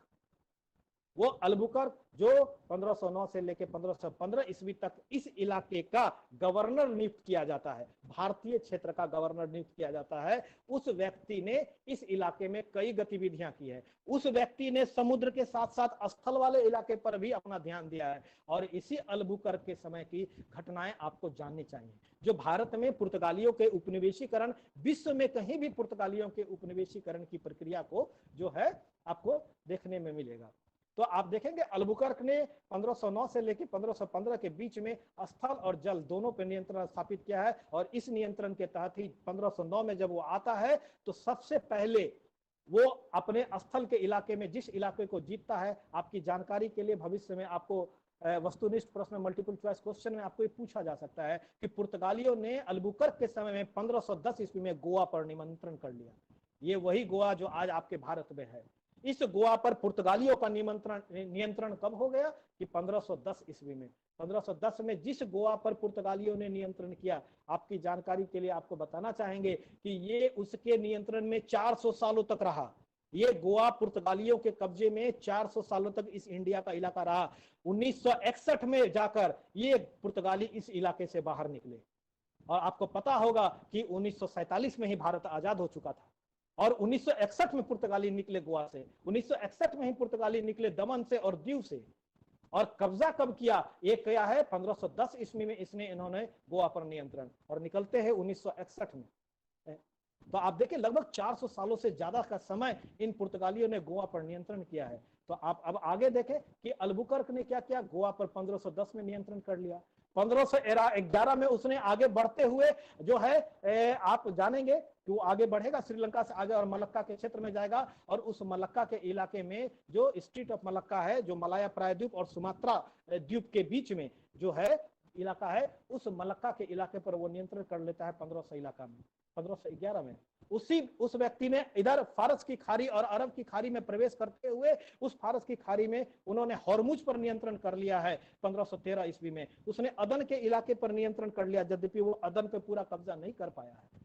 उस व्यक्ति ने सोकोत्रा आइलैंड को, जाफना बट्टिकलोआ जो इलाका है श्रीलंका का, कोलंबो का इलाका है जो श्रीलंका का, उस पूरे हिंद महासागर के इलाके पर उसने नियंत्रण स्थापित कर अपना अड्डा बना लिया है। यानी पुर्तगालियों ने इस पूरे जल मार्ग पर, हिंद महासागर के इलाके पर अपना कब्जा स्थापित कर लिया है। और कब्जा स्थापित कर इस इलाके से के व्यापार पर अपना नियंत्रण पुर्तगालियों ने स्थापित किया। आगे बहुत सारी चर्चाएं हैं जिसमें आप देखेंगे। तो आपको संक्षेप में इतना ही बताना चाहेंगे कि पुर्तगालियों ने भारत और हिंद महासागर के पूरे इलाके पर लगभग इस 1498 के बाद और 1571 के बीच में पूरे इलाके पर उनका कब्जा है। और इस पूरे इलाके पर जो कब्जा है, जिसमें भारत का दोनों तट यानी पश्चिमी तट और पूर्वी तट, पश्चिमी तट में सूरत से लेकर, सूरत में 1599 में उनका नियंत्रण और फैक्ट्री स्थापित होती है, सूरत से लेकर नीचे कालीकट के इलाके तक। और पूरब में सेंथम मालापुरम में पहली बार उनके द्वारा नियंत्रण किया गया 1536 के आसपास। सेंथम मालापुरम से लेकर हुगली तक के इलाके में, जहां 1579 में उनका नियंत्रण स्थापित होता है। इस पूर्वी इलाके में हुगली, मसूलीपट्टनम और सेंथम मालापुरम और चिटगांव, इस इलाके में पुर्तगालियों की कॉलोनियां हैं, उपनिवेश हैं। और इस पश्चिम तट पर तो उनके उपनिवेश भरे पड़े हैं। सो इस पूरे इंडिया के समुद्र के किनारे वाले इलाके पर उनका नियंत्रण हो गया है, कब्जा हो गया है, और वहां पर उन्होंने उपनिवेश की स्थापना कर दी है। सो इस पुर्तगालियों के उपनिवेशीकरण की ये प्रक्रिया जो है ये भारत के क्षेत्र में हुई है। आपको ये जानना जरूरी है कि इस उपनिवेशीकरण की प्रक्रिया के दौरान पुर्तगालियों ने हिंद महासागर के व्यापार को कब्जा करने के लिए एक सिस्टम का डेवलप किया है। वो जानना चाहिए, ये सिस्टम हर जगह लागू करेगा, वो जिस जिस इलाके में जाएगा, खासकर वो जब ब्राजील के तट के इलाके में भी जाएगा और अफ्रीका तट के इलाके में जाएगा, वहां पर भी इस सिस्टम को लागू करेगा। उस सिस्टम को कहते हैं कार्टेज आर्मेडा कैफिला सिस्टम। इस सिस्टम को, जिस सिस्टम के तहत हिंद महासागर में उसने अरब और अन्य हिंद जो ये इंडिया के व्यापारी हैं उन व्यापारियों पर नियंत्रण करने के लिए उसने एक व्यवस्था दी है, जिसको कार्टेज आर्मेडा कैफिला सिस्टम कहते हैं। इस सिस्टम में क्या था? कार्टेज एक परमिट है, एक परमिशन है। आप समझिए कि एक तरह का एटीएम कार्ड है कि आपको ये एटीएम कार्ड मिलेगा तब ही आप जो है एटीएम की मशीन से पैसे निकाल सकते हैं। यानी आप कार्टेज लिए हैं, परमिट लिए हैं, तो आप तभी आप हिंद महासागर में प्रवेश कर अफ्रीका के पूर्वी तट से और एशिया के जो है अरब के प्रदेश के क्षेत्रों से आप व्यापार कर सकते हैं। उनके कार्टेज के परमिशन के बिना, पुर्तगालियों के कार्टेज के परमिशन के बिना न इंडियन न अरब कोई व्यापार नहीं करेगा। कैफिला सिस्टम में क्या है कि आप जो व्यापार करने के लिए जो ये देसी व्यापारी जो हैं, इस क्षेत्र के सालों से करने वाले व्यापारी हैं, आप जो व्यापार करेंगे तो आपके जब व्यापारी जहाज इस इलाके में चलेंगे तो उसके लिए एक आर्मेडा यानी कि सैनिक दस्ता से युक्त एक जहाजी बेड़ा चलेगा। ये देखेगा कि कहीं आपने कोई गलत व्यापारिक नियम जो पुर्तगालियों ने बनाया उसको तोड़ा तो नहीं है। आपकी रक्षा का भी काम करेगा, किससे? समुद्री डाकुओं से। सो ये जो है इस सिस्टम की वजह से, कार्टेज कैफिला सिस्टम की वजह से जो है व्यापारियों ने, समझ जाइए कि एक तरह से इस इलाके पर अपना अनचाहा रूप से पॉलिटिकल कंडीशन जो कंट्रोल है वो भी बनाने का उसने कोशिश किया। और इस बनाने के दौरान जो है आपको पता होगा कि मुगलों को, जब मुगल गुजरात को जीत लेते हैं 1569 के आसपास, जब मुगलों को खंबात की खाड़ी में जब गतिविधि करनी होती है, तो जब गुजरात का पर ये इलाके में इनका नियंत्रण स्थापित था तो मुगलों को भी इनसे कार्टेज लेना पड़ता था और उनके बिना उनके भी जहाज उस इलाके में जल्दी नहीं गुजरते थे। तो आप ये देखेंगे कि पुर्तगालियों ने न केवल उपनिवेश की स्थापना की है इस भारतीय क्षेत्र में, बल्कि इस उपनिवेश स्थापना के साथ साथ इस इलाके के व्यापार पर कंट्रोल स्थापित करने के लिए इन लोगों ने सिस्टम भी डेवलप किया है और उस सिस्टम का ही नाम कार्टेज काफिला जो है सिस्टम है। तो अब देखेंगे इन लोगों ने क्या क्या साम्राज्य जो उपनिवेश एशिया के क्षेत्र में बनाया, उस आप आगे इसमें चर्चाएं छूट चुकी हैं। चीन के क्षेत्र में भी वो सचाओ और मकाओ के इलाके तक नियंत्रण स्थापित करता है, उस इलाके में भी वो जाकर वहां पर अपने उपनिवेश की स्थापना करता है। और इसके साथ ही साथ ये पूरा एशिया का इलाका के वो 1571 में 3 भाग में 3 हेडक्वार्टर बनाता है। इस पूरे एशिया में 3 हेडक्वार्टर है उसके। 1571 में इसको हेडक्वार्टर में इसको बांट दिया जाता है और वो हेडक्वार्टर है अफ्रीका के पूर्वी तट का इलाका, यानी मोजाम्बिक, मोम्पासा और जंजीबार का इलाका। यहां पर एक गवर्नर को नियुक्त किया उसने। उसके बाद गोवा को हेडक्वार्टर बनाया इंडिया में, गोवा पर एक गवर्नर को नियुक्त किया। और साउथ ईस्ट एशिया में जो आपको आज इंडोनेशिया और मलेशिया का इलाका है, उस इलाके में भी उन लोगों ने एक हेडक्वार्टर बनाया, मलक्का को हेडक्वार्टर बनाया और मलक्का के क्षेत्र पर भी वहां पर एक गवर्नर को नियुक्त किया। यानी उसने तो इस पूरे इलाके पर उपनिवेश बनाकर उस पर नियंत्रण कर लिया है। और ये पुर्तगाली बड़े मजे से 100 सालों तक इस पूरे इलाके पर बिना किसी रोक टोक के, कोई नहीं से डिस्टर्ब कर रहा है इस पूरे इलाके में, पूरे 100 साल तक मजे से व्यापार भी करता है, इस इलाके का उपनिवेश का वो दोहन शोषण भी करता है। और इसको हटाने का प्रयास, इसको निकालने का प्रयास उस तभी होता है जब डच भारत में आते हैं, जब ब्रिटिश भारत में आते हैं। और धीरे धीरे आप देखेंगे 1611 में पहली बार स्वाली के युद्ध में डचों ने इन लोगों को हराया है। गुजरात के पास स्वाली एक जगह है जहां पर डचों को, ब्रिटिशों ने पुर्तगालियों को हराया। जो दक्षिण पूर्व एशिया मलक्का का जो हेडक्वार्टर था उस पर डचों का नियंत्रण हो गया है। और जो आपका श्रीलंका पर इनका जो कंट्रोल था उस पर भी डचों का नियंत्रण हो गया है। पूरा अरब सागर का इलाका और हिंद महासागर के इलाके के क्षेत्र में ब्रिटिशों का नियंत्रण हो गया है।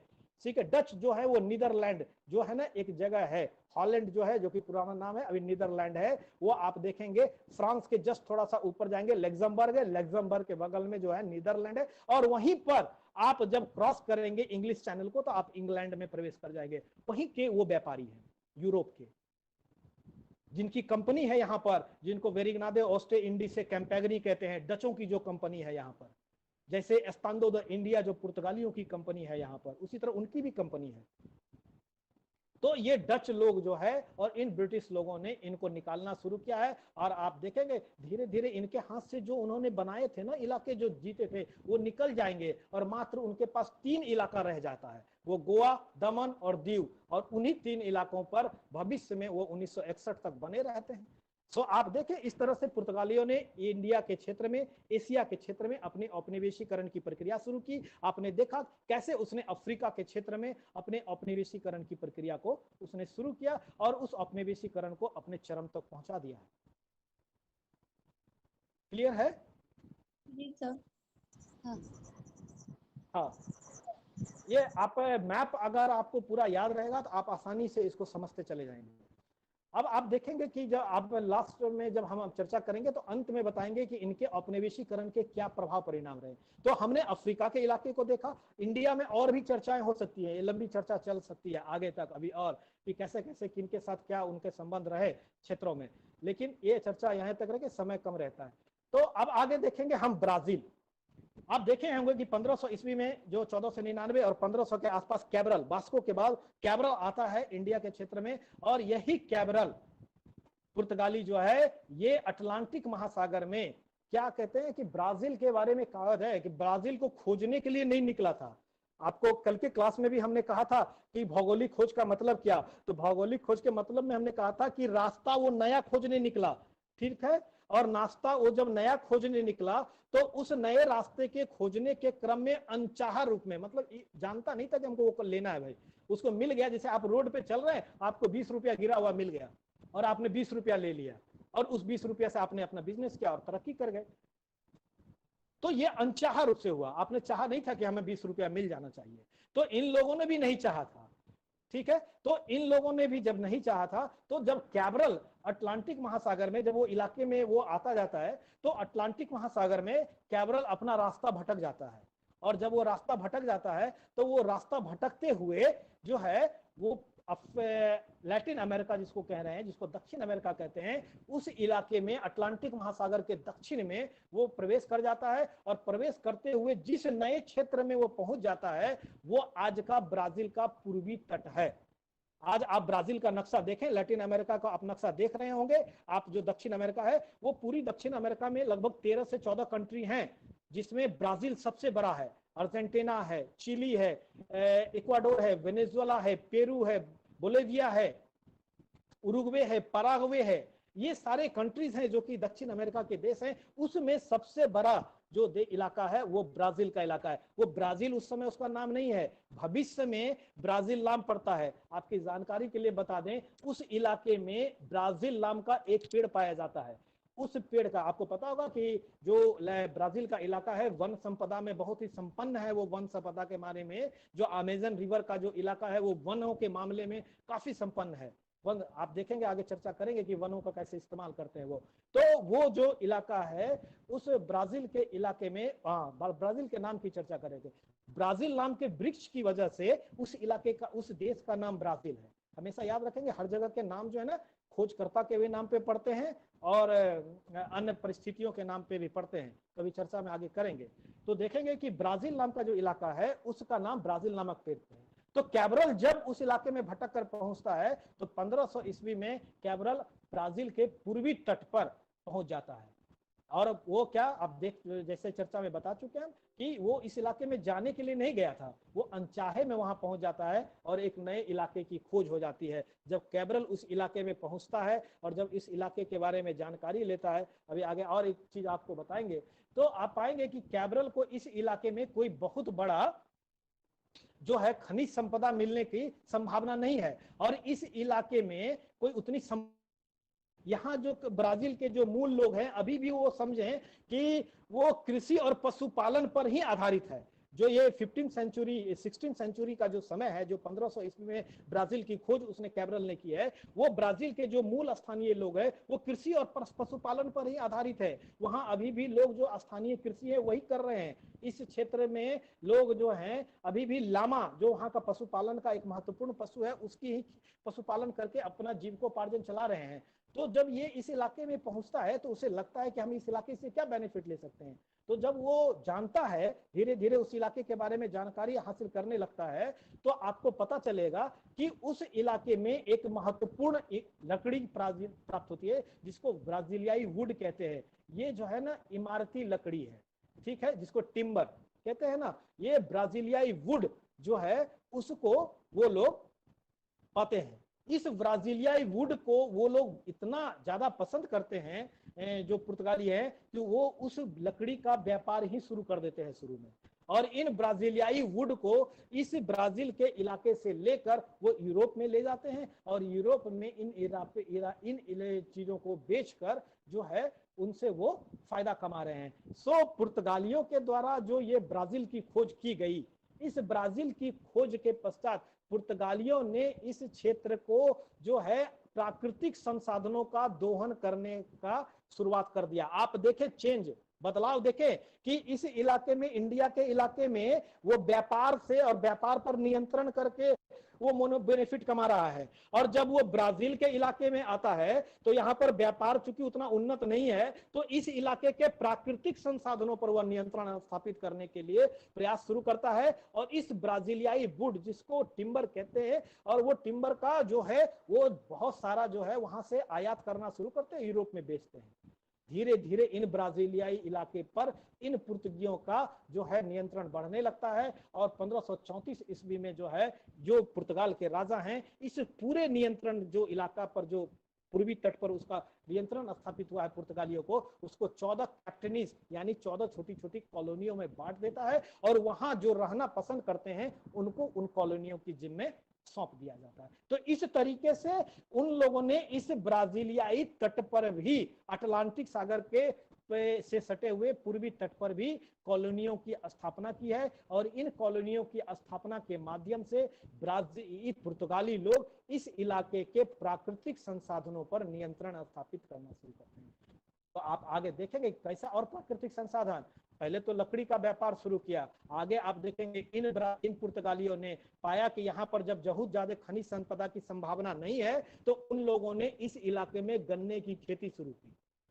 गन्ने की खेती शुरू की, और गन्ने की खेती कहाँ से, कैरिबियाई देश में, जो आप पहले कल की चर्चा में हमने देखा है, तो कैरिबियाई देश से उन्होंने गन्ना लाया, और गन्ने को इस ब्राजीलियाई क्षेत्र में उन्होंने उपजाना शुरू किया। और इस गन्ने को उपजाने के लिए जो है उन लोगों ने पहले स्थानीय लोगों का इस्तेमाल करना चाहा। जब स्थानीय लोगों ने इस्तेमाल होने से विद्रोह कर दिया, इनकार कर दिया, तो इन पुर्तगालियों ने अपने अफ्रीकी यानी कांगो के तट से उन लोगों ने जो है गुलामों का व्यापार शुरू किया। इसीलिए आपको कल भी चर्चा में हमने कहा था कि ये घृणित व्यापार पुर्तगालियों के द्वारा इस अमेरिकी क्षेत्र में अपने खानों के कामों के लिए और उन चीनी के मिलों में काम करने के लिए इन अफ्रीकी व्यापारी गुलामों को यहाँ लाकर बेचना शुरू किया, और इनसे यहाँ जबरदस्ती काम करना शुरू किया। तो इस तरीके से इन लोगों ने यहाँ गन्ने की खेती शुरू की, और उस गन्ने की खेती के पश्चात जो गन्ना मिलता था उसके लिए चीनी की मिलें स्थापित की, और उन चीनों की मिलों के स्थापना के पश्चात उनसे जो चीनी मिल प्राप्त होता था उसको यूरोप में बेचकर मुनाफा कमा रहे हैं।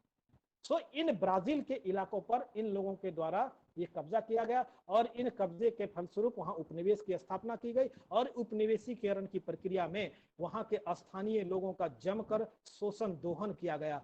ऐसा शोषण दोहन किया गया कि आप जानेंगे कि जैसे कल हमने पोटासी की चर्चा की थी, और जैसा कि उसने डोमिनिगो डी सेंटो टॉमस ने कहा था कि पोटासी तो नरक का मुख है, उसी तरीके से वो ये जेसुइटिक मिशन जो जाते हैं वहां पर पादरी ईसाई धर्म का प्रचार करने के लिए, वैसे ब्राजीलियाई क्षेत्र में भी जब ईसाई प्रचार करने के लिए आए तो 1640 के दशक में वहां पर एक ईसाई पादरी आता है, जेसुइट पादरी, जो कि अपना वृत्तांत जब वहां जाकर लिखता है तो उसमें वो बताता है कि कैसे ब्राजील के लोगों का शोषण दोहन हुआ है। आप इस बात को जाने कि कैसे हुआ है, तो इसके लिए आप जाने कि वो व्यक्ति है जो है एंटोनियो वायरा। एंटोनियो वायरा नाम का एक जेसुइट पादरी है, जो कि जब 1640 में उस इलाके में जाता है और वहां के आने के बाद जब बताता है तो कहता है कि अपनी उक्ति में कहता है कि किसी भी व्यक्ति की स्वतंत्रता को अगर कोई छीन ले तो वो बहुत बुरी बात है, और जब कोई व्यक्ति उसको लौटा पाने में सक्षम हो और तब भी उसको लौटा नहीं पाए तो ये वो उसके लिए महापाप का भागी होगा। इस कथन से पता चलता है कि ब्राजीलियाई क्षेत्र में ब्राजील के मूल लोगों की स्वतंत्रता को पुर्तगालियों ने जो है उस पर नियंत्रण कर लिया है, यानी उनकी स्वतंत्रता छीनी जा चुकी है। अब उन्हें स्वतंत्र नहीं है वो, यानी वो गुलाम के हैसियत से, जैसे हमारे देश में हम लोगों को ब्रिटिश लोगों ने इंडिया के क्षेत्र पर कब्जा कर लिया है और अपने अनुसार से हम पर शासन कर रहे हैं, उसी तरीके से पुर्तगाली भी ब्राजील क्षेत्र में शासन कर रहे हैं। ये एंटोनियो वायरा जब इस बात को बताता है तो पता चलता है कि अब ब्राजील लोगों की स्वतंत्रता नहीं है, वो नियंत्रण में है पुर्तगालियों के। इसी तरह एंटोनियो वायरा ये भी बताता है कि कि आप जो है जब दूसरे की कमाई से अपना भरण पोषण करेंगे, दूसरे के शोषण पर आधारित कमाई से अपना भरण पोषण करेंगे, तो भी आप जो है पाप के भागी होंगे। इसका मतलब है कि इस कथन से पता चलता है कि पुर्तगालियों के द्वारा वहां के लोगों का जो है शोषण, आर्थिक शोषण भी हो रहा है। सो एंटोनियो वायरा के इस कथन से स्पष्ट है कि इस इलाके में पुर्तगालियों ने न केवल उनके राजनीतिक यानी कि स्वतंत्रता संबंधी अधिकार को ले लिया है पुर्तगालियों के, बल्कि उनका आर्थिक दोहन भी शुरू कर दिया है। सो इस तरीके से हम देख पाते हैं कि पुर्तगालियों ने ब्राजील के क्षेत्र में, अफ्रीका के क्षेत्र में और एशिया के क्षेत्र में, इन तीनों क्षेत्रों में अपने उपनिवेशों की स्थापना की है। इन उपनिवेशी स्थापना की प्रक्रिया का स्वरूप अलग अलग है। आप देखें ब्राजील के क्षेत्र में उन्होंने व्यापार पर जोर कम दिया और कृषि संसाधनों से आपने आय को बढ़ाने का और अपने कृषि से उत्पादन जो हो रहा है उसका व्यापार करके वो अपना मुनाफा कमा रहे हैं। जबकि अफ्रीका के इलाके में गुलामों को बेचकर वो आमदनी कमा रहे हैं, और जबकि एशिया के इलाके में आते हैं तो वहां पर वो लोग जो है सामानों को बेचकर आमदनी कमा रहे हैं। यानी हर जगह वो आमदनी के फेर में है, लाभ के फेर में है। इस लाभ के लिए अगर वो किसी की जान भी ले लेते हैं, किसी का शोषण दोहन भी करते हैं, किसी की स्वतंत्रता को बाधित भी करते हैं, तो इससे भी पुर्तगालियों का गुरेज नहीं है। कहने इस बात को कहने में कोई गुरेज नहीं होना चाहिए कि इन दुष्टों ने इन क्षेत्रों का जमकर शोषण दोहन किया है, और हम किसी और यूरोपीय को जितना दुष्ट समझते हैं उनसे कम दुष्ट ये नहीं है। सो आप इस बात को स्पष्ट, ये क्लियर है? Yes sir.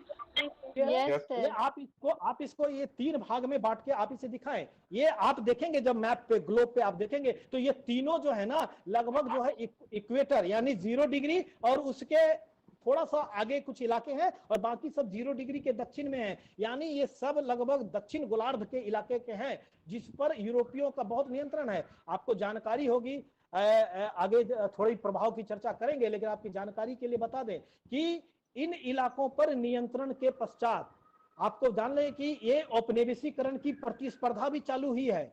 औपनिवेशिक प्रतिस्पर्धा आपको पढ़ना पड़ेगा, आप देखेंगे आगे के क्लासों में आपको इसके बारे में जानना है, सेकेंड ईयर और आगे। ये औपनिवेशिक प्रतिस्पर्धा क्या है कि हम ज्यादा से ज्यादा इलाके को कब्जा कर लें, ज्यादा से ज्यादा इलाका पर मेरा नियंत्रण हो। हर देश इस फिराक में है। इसीलिए शुरुआत में जो उपनिवेशीकरण की प्रक्रिया शुरू करने वाले लोग हैं, ये पुर्तगाली और स्पेनी, ये भी लड़ते हैं। और ये जब ये लड़ते हैं तो 1494 में पोप इन दोनों के बीच में मध्यस्थता करता है, जो यूरोप का हेड बॉस है पोप, और वो मध्यस्थता करते हुए इस नई दुनिया का डिवीजन कर देता है, बंटवारा, जिसको बुल ऑफ डिमार्केशन कहते हैं। उस बुल ऑफ डिमार्केशन के तहत इस दक्षिण अमेरिका के इलाके को एकदम एक सीधी लाइन के पट्टी के तहत बांट देता है 2 भाग में, जिसमें पश्चिम वाला इलाका स्पेन को देता है और कहता है पूरब वाले इलाके में आप जहां जहां कंट्रोल कर लीजिएगा वो सब इलाका आपका, यानी पुर्तगाल का।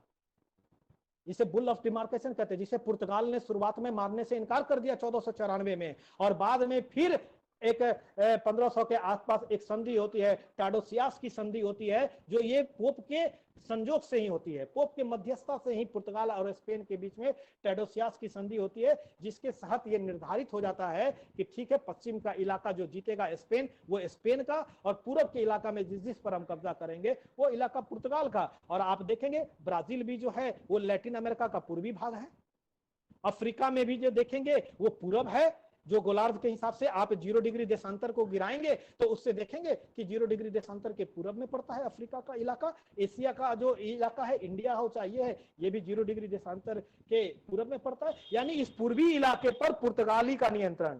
पश्चिमी इलाके में आप जाइए, यानी आप पेरू जाइए, चिली जाइए, आप मैक्सिको के इलाके पे कब्जा करिए, आप मैक्सिको से ऊपर उठते हुए जो है अमेरिका के अंदरी, संयुक्त राज्य अमेरिका के अंदरी इलाके में जाइए, और स्पेनी उसी इलाके में जाएंगे, और संयुक्त राज्य अमेरिका के जो हैं पश्चिमी तट के इलाके में। सो इस पूरे इलाके को भी उन लोगों ने औपनिवेशिक प्रतिस्पर्धा, उपनिवेशों पर कब्जा करने का जो लड़ाई है, इन यूरोपीय देशों में भी शुरू होता है। और आगे यही औपनिवेशिक प्रतिस्पर्धा पहले स्पेन और पुर्तगाल में देखने को मिलेगा। फिर जब आगे और बढ़ेंगे 18वीं शताब्दी के आसपास आएंगे तो 18वीं शताब्दी में आप देखेंगे ब्रिटेन, फ्रांस और डच लड़ जाएंगे।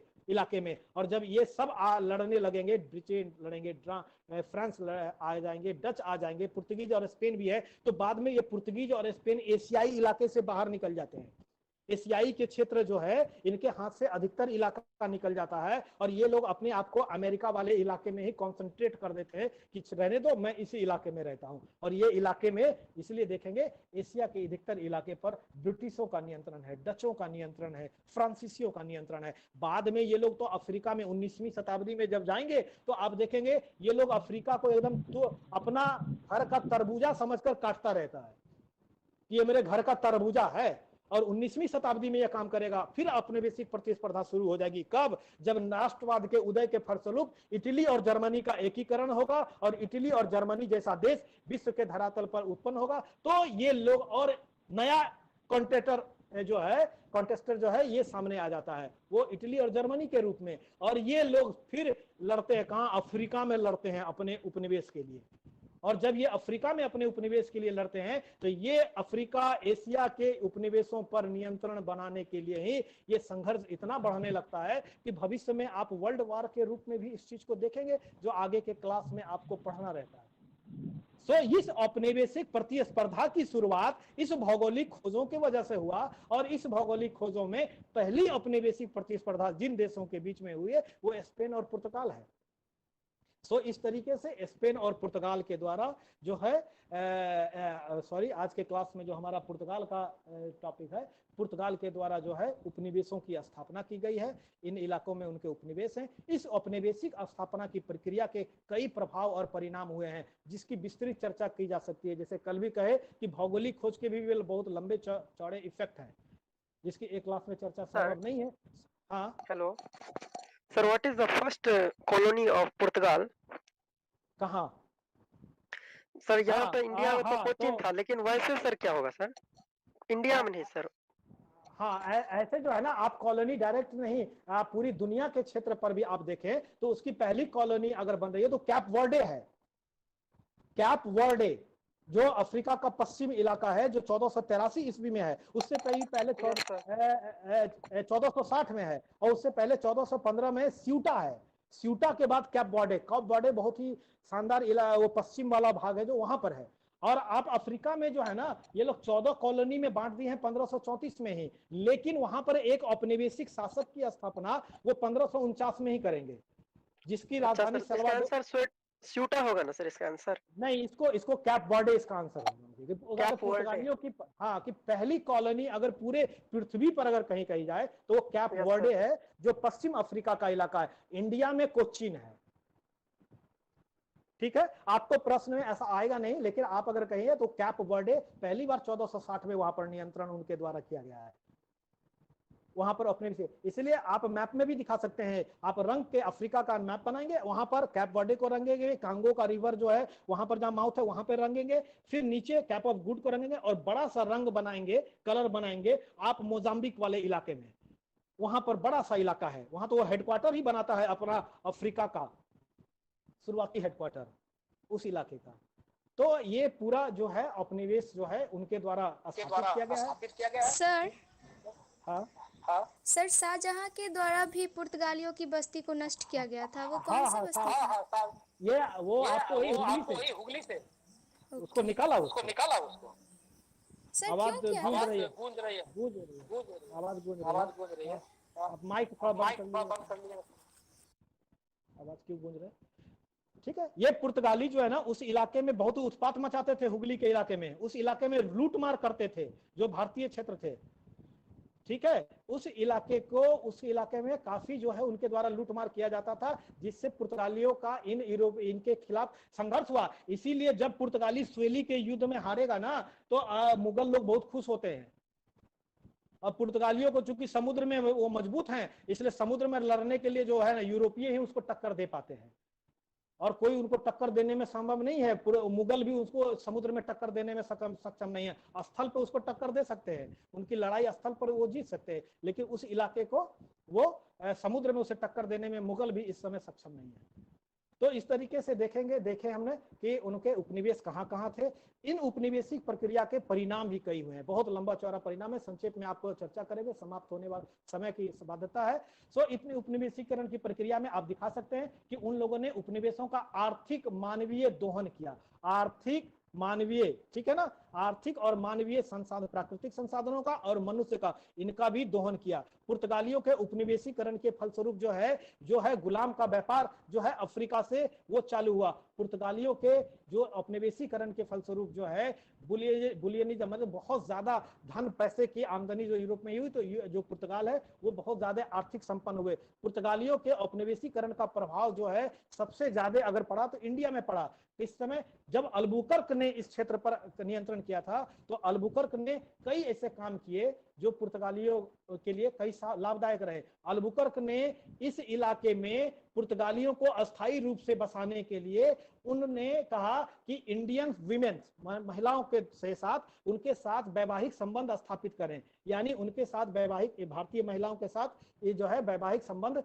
जो है पुर्तगाली स्थापित करें, ताकि यहाँ पर पुर्तगालियों का अस्थायी रूप से निवास हो सके। और पता चलना चाहिए कि इस इलाके में उन्होंने वैवाहिक संबंध स्थापित किया है, जिसकी वजह से एक नया सोसाइटी ग्रुप उभरा है, जिसको यूरेशियाई सोसाइटी ग्रुप कहते हैं, जिसमें यूरोप का लोग भी है और एशिया के लोग, ये लोग मिले और इन लोगों ने मिलकर उनके जो आगे की संतानें हुई उनको यूरेशियाई ग्रुप कहते हैं। इन ग्रुपों को आप आज गोवा के क्षेत्र में देख सकते हैं।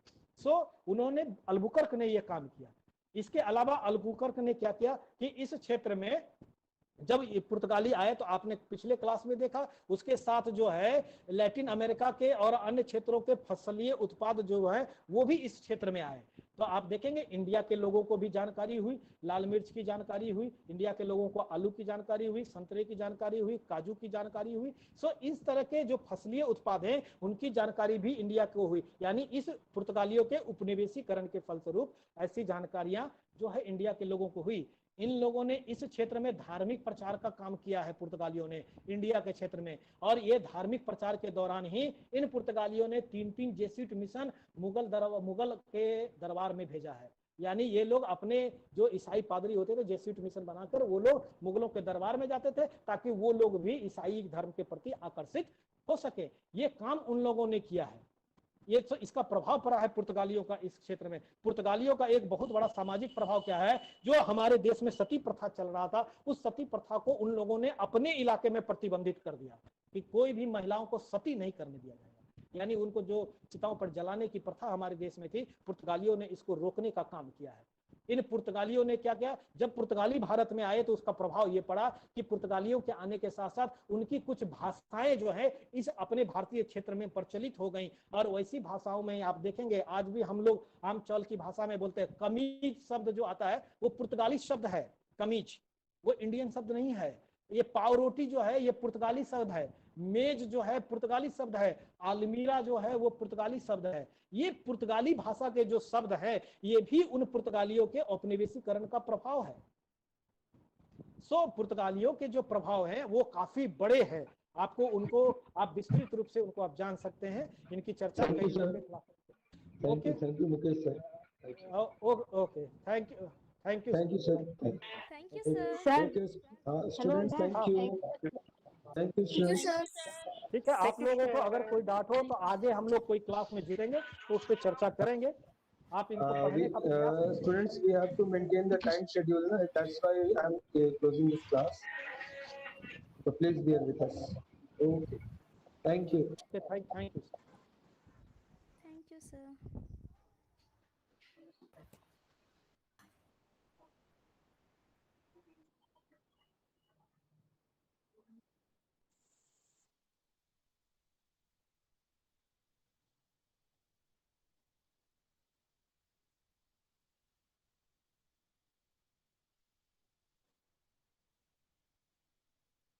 हेलो दीपू।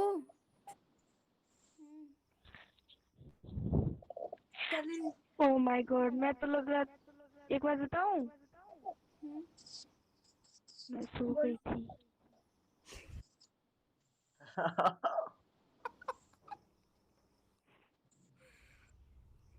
बोलो ना क्या हुआ।